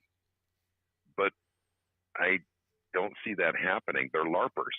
They do echo chamber stuff. They tell each other how horrible mandates and masks and vaccines and all that fun stuff is on their Facebook group without actually going to Jeff City and saying the same thing to the face of their senator or representative to make sure that it never, ever, ever happens again. And the state can do that. We can actually make sure that mandates are not legal in the state. The state can actually do that. They don't have to go to county. They don't have to go to city if they don't want to and spend time in Kansas City and St. Louis, begging their elected county or city officials, not to do mandates again. They can have the state actually write a law to make sure that that can't happen again inside the sovereign borders of the state of Missouri. But they don't. They keep spending time on, echo chambering, and that's, like I said, a pet peeve of mine. I'm starting to get angry about this. There's a lot of freedom-loving groups in Missouri, but getting them to even pick up the phone and call their senator, I mean, it's just weird how so many of them won't even do that. But they will get on Facebook and complain for hours. It's just weird. Yeah, that's something that, hopefully we can, change this line of thinking to get them more active. And I don't know how to do that. I don't know. Again, like I talked to you the other day, I'm going to start, just kind of videoing and archiving when we go to the Capitol, how we interact with legislators, whether it's Senate or House side, how we do it. Maybe get some footage of the good thing, whether we stop bad legislation or help get good legislation pushed through, and archive those things to prove it. Be like, listen, Sure. Here's the video evidence. You think we're just making this up? Here you go. And just a group of 12 or how many of us are there, and we're literally just video footage of us just walking the halls. And if you get the okay, like, hey, can I video a little bit of this conversation? We're just documenting what we do here. And putting that content out there and saying this is, and literally just kind of almost like a how-to guide. You want to know how to do this? This is how you do it. Because I think, is it going to make a huge difference? Probably not. But that's one less excuse that anybody has out there that doesn't want to get active because they just don't know. Well, here you go. This is exactly how we do it. Take some tips from this group, use those, take your own group to Jeff City. Heck, it would be great to work out a schedule, these folks, where we didn't have to make so many trips, and you get several groups, and they say, okay, this month we'll go, and then this group will go the next month, and we'll keep working on these things, and we can break them up into other bills, so we don't have to work, focus on so many bills, but get different groups going at different times, and just keep working on them. Yep. That would be great. Yeah, running with our pack, you don't have to. I mean, run with your own pack or go alone if you want to. But if you can't, for whatever reason, go to Jefferson City, if you can't be involved at that level, that's the most important level. That's the level that gets the most notice, the most attention, and gets the most consideration. And I've heard this repeatedly from multiple senators, from multiple representatives. If you can't do that, please call them. If for some reason you can't do that, now I get that because, sometimes I work too. And if you're working during the day, it's really difficult to call and talk to them. You can leave a voicemail or you can do an email. So, there's multiple options here. But once again, I'll stress, going up to Jeff City and looking them square in the face and literally telling them your opinion on something, or if your senator or your representative has a position different than yours and you want to explain your position, there is no better way of doing it than in person. And in fact, John, since we're on the subject here and we're hitting the bottom of the hour, we got something special going on the 11th. We're talking about, just over a week away. You want to talk about that a little bit? Yes, actually, thanks for bringing that up, Patrick, or I would have forgot. I mean, I remembered earlier, and I would have forgotten at the end. See, this is why you people are so beneficial to me, because my old man brain don't work half time. So, anyway, on December the 11th, here in the good old town of Owensville at First State Community Bank, let me get the actual address for everyone so I can put it right out there, and I can state it out loud so nobody, in case any. All right, I don't. I can also, let me get in front of a computer. I can put the link up to the official. Yeah, there we go. Invite. That would be fantastico. Go ahead and tell everyone what that's all about while I work on that. Okay, so First State Community Bank, which is located at 308 West Lincoln Avenue here in Owensville, on December 11th at 2:00 p.m. Now, if you want to show up, you'll have to go to the back door. And you go in through the back door, and there will be a door to your left-hand side that will go into the basement. And this is where the meeting's going to be at. But Patrick Holland will be joining us. I know I've sent an invite to Tom Martz. I'm not sure. Tom, are you going to be able to make it? Our state senator from our district, Ben Brown, will be there. Our state rep, Bruce Sassman, will be there. Robert Smith may be able to, said he's going to try to make it. Let's see, what else here? Sam and Trish Britton from the Missouri Liberty Radio will be there. Tom's going to be there. Basically, what we want to do is I want to get as many people from my local area and areas surrounding here, because we want to have a face-to-face conversation, not only with our legislators, but with the people around here on how you can get involved and give you some information on the best ways to affect change here in the state of Missouri. Now, we'll have Patrick, who's been doing this for years. We'll have Tom, who knows the state constitution. Tom Martz knows the state constitution like the back of his hand.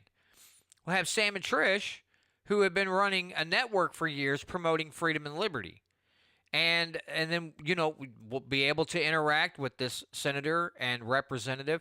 But the main thing I want to get out is that how beneficial it is for these people to get involved in their local governments and state government to affect change. And let's just be honest. If you don't want to get involved with your state government and you want to make your town to where your town nullifies bad state laws, and you want to make your town a freedom town, You can do that too. We just want people to get involved, but we would really love to see more people going to Jefferson City to help secure our natural rights and to retain more of the money that we make and these other things. So we want to see all, we want people to be there so we can, imbue them with this knowledge and get them started in the right place and kind of give them some guidelines on how they have to do things. And I'm I'm super excited. I mean, it would be great if Senator Eigel would show up as well, and maybe he could speak for a few minutes. I know I'm going to be speaking. I think I guess I'll probably kick off the whole thing. I'm guessing I'm going to have Sam talk. Patrick, you'll have some speaking time. Tom will have some speaking time. Maybe we can hear from Sassman and Brown and maybe Eigel, maybe Robert, because Robert's been really involved. If he's able to make it, so. There is a small chance, by the way. I don't want anyone to hold anyone to this. Oh, yes. There is a small chance that Ron Calzone will be able to make it, but he probably won't know until probably Thursday of next week whether or not he can make it. So we don't want to bill him as being there, but he wants to go. And so if any one of you ever want to meet the grandfather of the quote unquote liberty movement in the state of Missouri in our generation, that's Ron Calzone. And he is still working it hard to this day. He is a legend for liberty loving Missourians. Almost everyone knows who he is. Tom Martz, basically he's got his marks too. So I'm not taking away from what Tom does. But everyone has their own niche, if you will. And I'm finding my niche is going after corruption. That's one of our big niches, but that's a precarious one. That's one a lot of people don't want to dabble in because bad things can happen. That sort of thing. People worry about repercussions, and maybe I'm just getting old enough that I don't really care anymore. I don't know what that could be it, but so what Tom does is extremely important. And I keep telling everyone I'm going to be going to Tom's classes, and that will happen because I need to learn the Missouri Constitution better than reading the book. And believe me, it's not exactly a page turner, reading the Missouri Constitution. No, it's not. It's not something. It's not going to keep you up 2 extra hours at night because you can't wait to see what happens next. But I suspect that Tom can make that a little more entertaining and help my brain absorb it a little bit better because that's what his specialty is. Ron Calzone, basically goes after pushing constitutional legislation that encourages free markets. That's kind of his niche. He does other things too. We all do other things. But so you'll be able to hear from the people and their niches and what they're doing in the state of Missouri to make it a freer state for you, for your children, and see how you can get involved. And what's great about having Sassman there and Ben Brown there is you get to talk to actually your honest to God, your representatives from that district. And see, in fact, what I will do, I'll talk to them directly in front of everybody and say, let's do a pecking order. What's the most important thing someone could do to get your attention and to have you really listen to them? And they're going to say it's a visit to Jeff City. I guarantee it. I guarantee it. You guys can hear it directly from representatives' mouths. What they pay, what they give the most, consideration to. When you have to make an investment of your time and your effort to go visit them up in Jeff City, you can actually call them off the floor. If they're on the floor in the middle of, the most important legislation ever, you can literally put in, tell their LA, I came up here to visit with him. And if he's going to be in there all day, I get that, but I need 15 minutes of his time. She'll literally call him off the floor and he'll come and visit with you. Try doing that in Washington, D.C. It's impossible. Plus, guys, I've been there 3 times. I tried. You can't do it. I'm sorry, 2 times. Been in Washington, D.C. twice. They won't come off the floor for you unless you got an envelope full of cash. They don't operate that way up here in Missouri. Well, some of them must because it's impossible to get Plucker off the floor. And I mean impossible. And there's a few others that have been impossible to pull off the floor before, but 99% of them you can pull off the floor. So that's how responsive these guys are to you. So, just consider our words on this. And so a meet and greet with actual honest to God your representatives right there in Jefferson City is a perfect time to ask them, how is it we get good things done? How can we affect change in the state of Missouri as constituents? How do we do it? These are the guys to ask. Believe it or not, they're going to give you the answers that you want. I mean, the answers that you've been craving, and you don't have to hear from Pat Holland, and his tired, constantly, people, please go up to Jeff City. You can actually hear it from them. And I think it's a tremendous opportunity. And also, I'm very grateful to John Grady, who is helping with setting up this meeting, and also involving local businesses to also talk to their representation. This is extremely important, gang. This is how government is supposed to work. And we've all forgotten this. Maybe it's because of social media and because, the echo chambers, we can just go in there and complain, and we need reasons to keep complaining so we don't get off the couch. I don't know what it is, but people like John Grady and John Williams, actually putting together a meeting like this is the way things used to be 30 years ago. This is the way it used to be. We have to go back to that because the electronic age has somehow destroyed activism because of the echo chambers and the LARPing.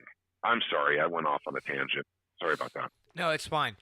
I have to admit that, I've heard Tom speak at a couple events. I've had him on. I've heard you speak, Patrick, several times. I can't wait because, I still have a lot to learn on all of this, and I derive great pleasure from hearing you guys talk because you know exactly what needs to be done. Tom knows the Constitution like the back of his hand. So you say, hey, what about this? He's going to be able to say, go to this section. Look at that. What's it say? They can't do that, or yes, they can do that, or what have you. These things we've got to know them. We've got to understand them. And, I like to hear Sam and Trish talk because they've just been in this thing for years at their network. And I love to hear some of the stories, what they did with the water well meters here in town. I mean, they had 2 reps, like literally fly back to Jeff and say, kill it. People are really angry. Things like that. And that's just literally getting a local meeting here in town at a hall where there were people, they literally ran out of room and were standing outside so angry, and those reps went back and just killed it, said, stop it now, don't push it any farther, or we're going to lose our heads over this one. So I really, really hope that we can get a lot of local involvement here. And yeah, I need to, and Patrick, you talking about going to Tom's classes, I've got to get something figured out to get Tom up here and do a class so that we can attend that. Because again, there won't be, I don't think there'll be a whole lot of us, but if I'll pay him some money to show up. I need to take the classes. I need more understanding, and I would do better to hear it from Tom than me sitting and trying to literally read that whole Constitution. It's going to take me forever. Now, Tom's not going to be able to cover the whole thing in one day, but he's good at what he does as far as getting that information out in a way that's easy to understand.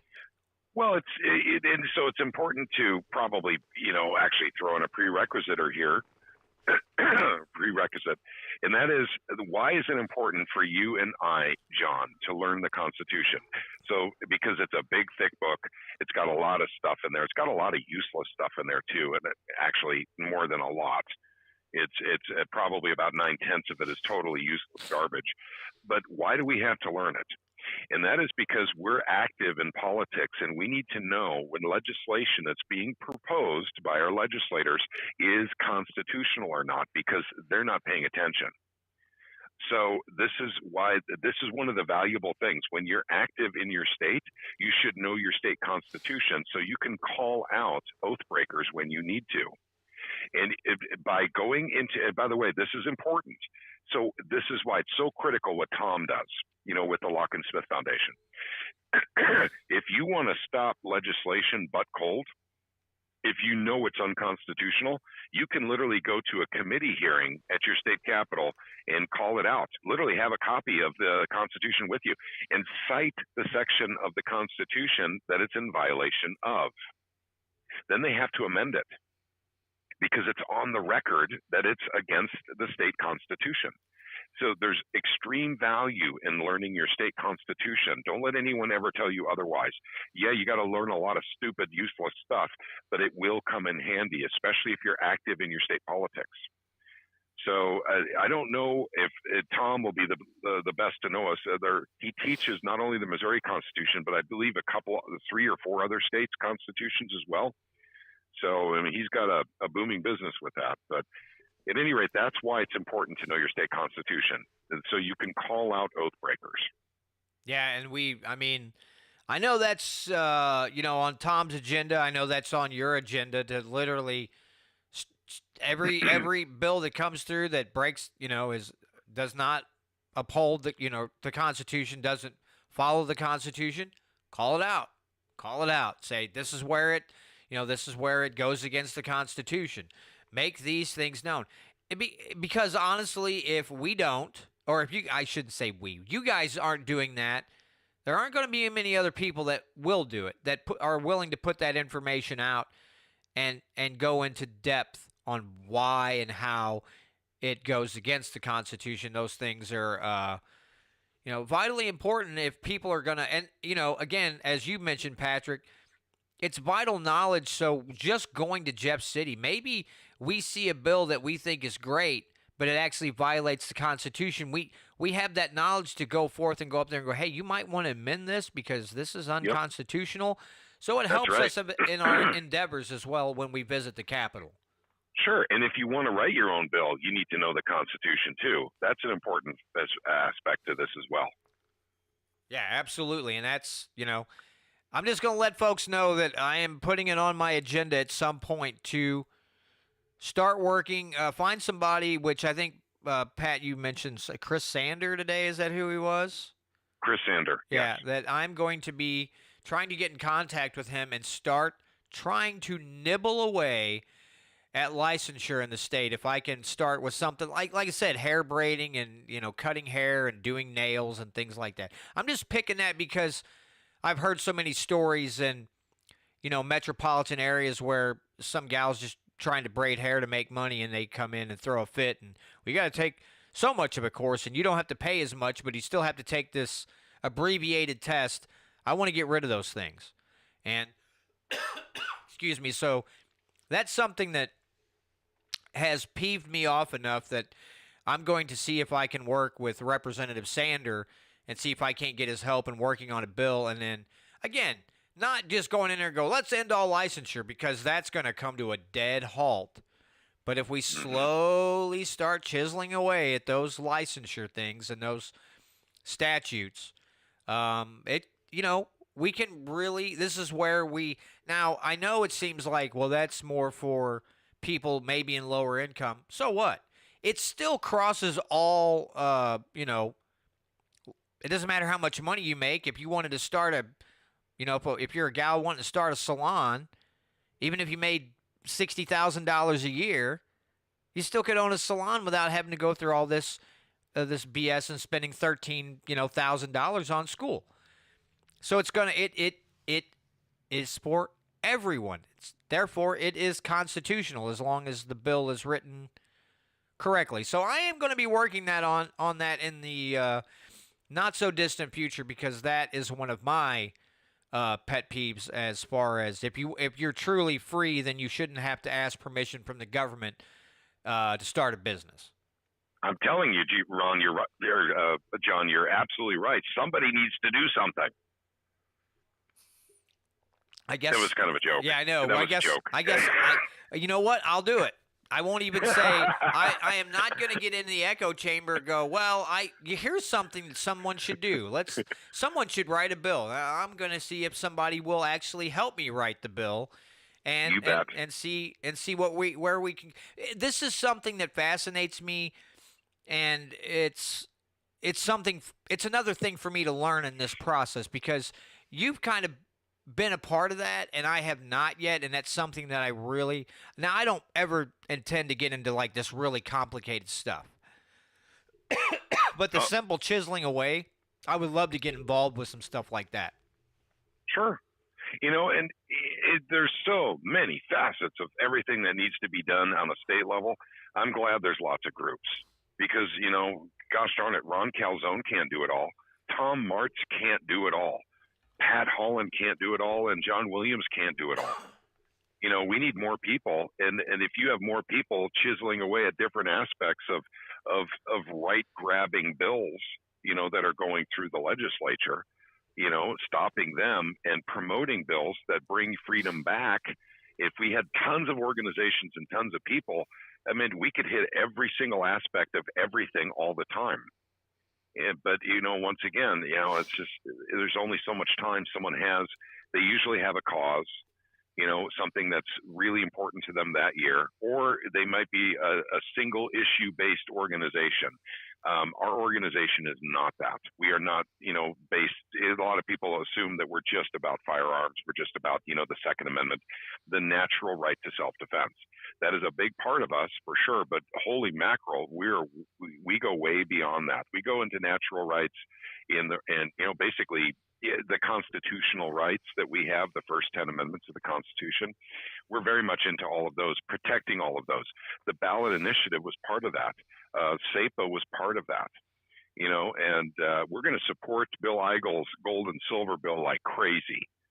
And that's part of it too. There's limitations on government. There was never anything in the Constitution saying that they could literally demonetize gold and silver. And there's not even an amendment to do so. It's still money, folks. We can still use it. And it protects us from inflation. Our states need to start doing this. We need to separate ourselves from, the federal, just the absolute insanity at the printing press at the Federal Reserve. We need to find a way to protect, future generations from the horrors of the debt that we have accumulated, especially if they intend to translate that debt into a new central bank digital currency. It's up to us, gang. We have to do that. The federal government's not going to do it. They want us enslaved. The state of Missouri won't do it on its own either. It's going to take, citizen activism to actually protect and save us from the horrors of inflation. They don't know what to do. I mean, and legislators by far and large don't know what to do. Bill Eigel knows what he's doing. So he is very much involved in this. So we're going to get behind him, and hopefully we'll see a House companion bill, basically for gold and silver in the state of Missouri, and then we can get behind that with co-sponsorship. But we need to support these bills, gang. I mean, if we don't get something like this done, inflation is going to eat us alive. It just will. Because they're not slowing down the printing press. I mean, they keep doing it. The debt keeps going up. It's up to us. And sitting on social media in an echo chamber is not going to help. It is simply, people complain about the cost of groceries, the cost of gas, and everything in these echo chambers on social media. Literally, I mean, it's just, I don't know. It's insanity, I guess the definition of insanity. If you go on social media and complain enough, something's going to change. Is that what the mentality is? I'm not sure. But once again, my message is it's up to us. Whether or not we want the change is up to us, and whether or not the effort is put into the change is up to us. And legislators, by far and large, are very responsive, to good, requests. I mean, solid requests, reasonable people. You go up there and visit with them, you'd be surprised how responsive they are. John is telling you this from a firsthand experience too.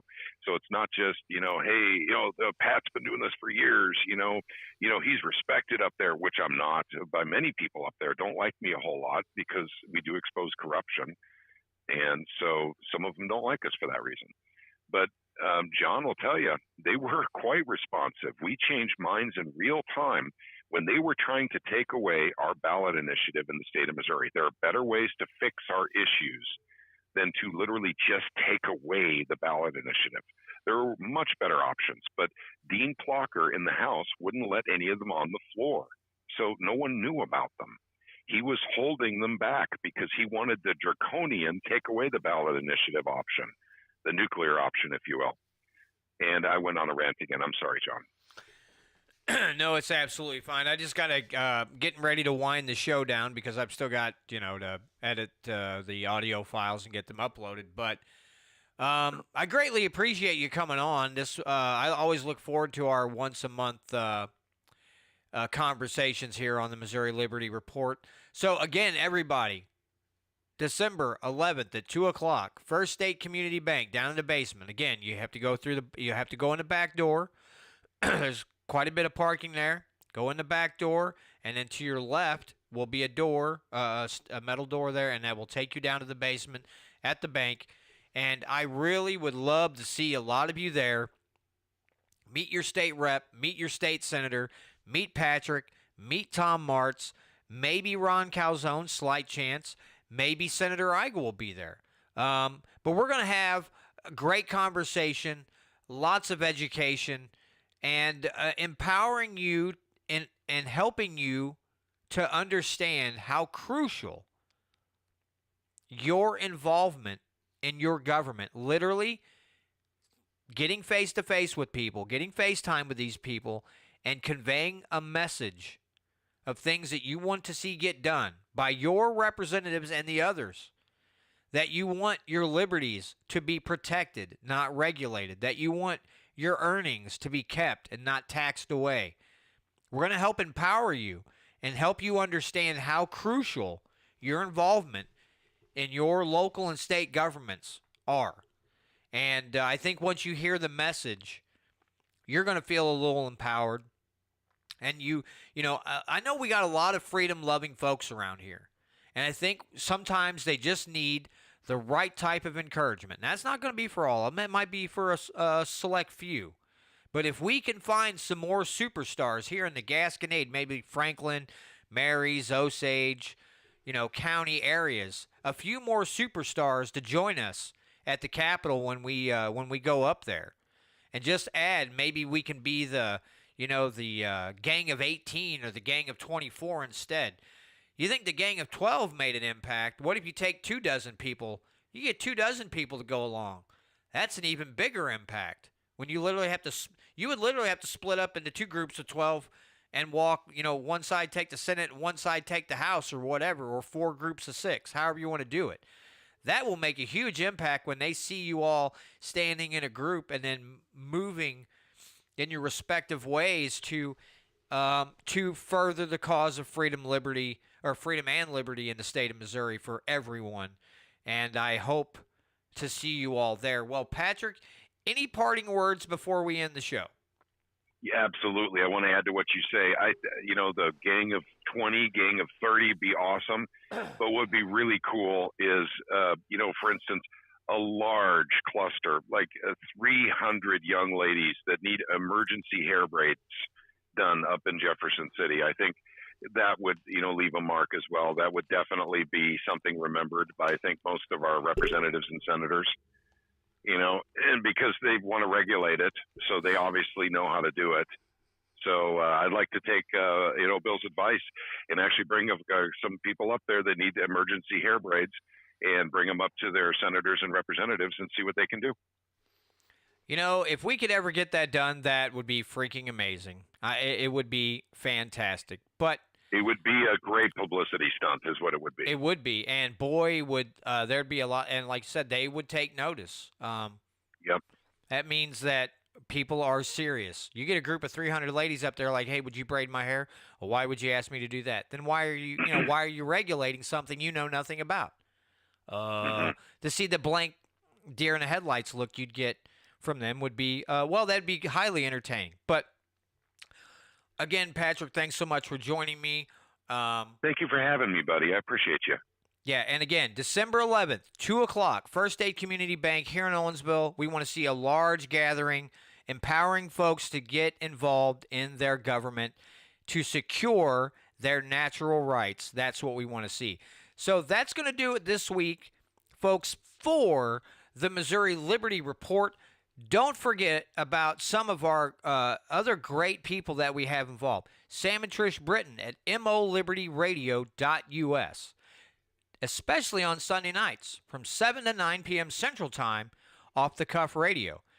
Don't forget about keyradio.live. That's my other network that covers me out of the Lake of the Ozarks. You can find them at keygatheringplace.com or keyradio.live. Check out the Missouri Freedom Initiative. Check out mofree.org. Don't forget about them. Don't forget about our sponsor, the gentleman that brings us this lovely Mellocello.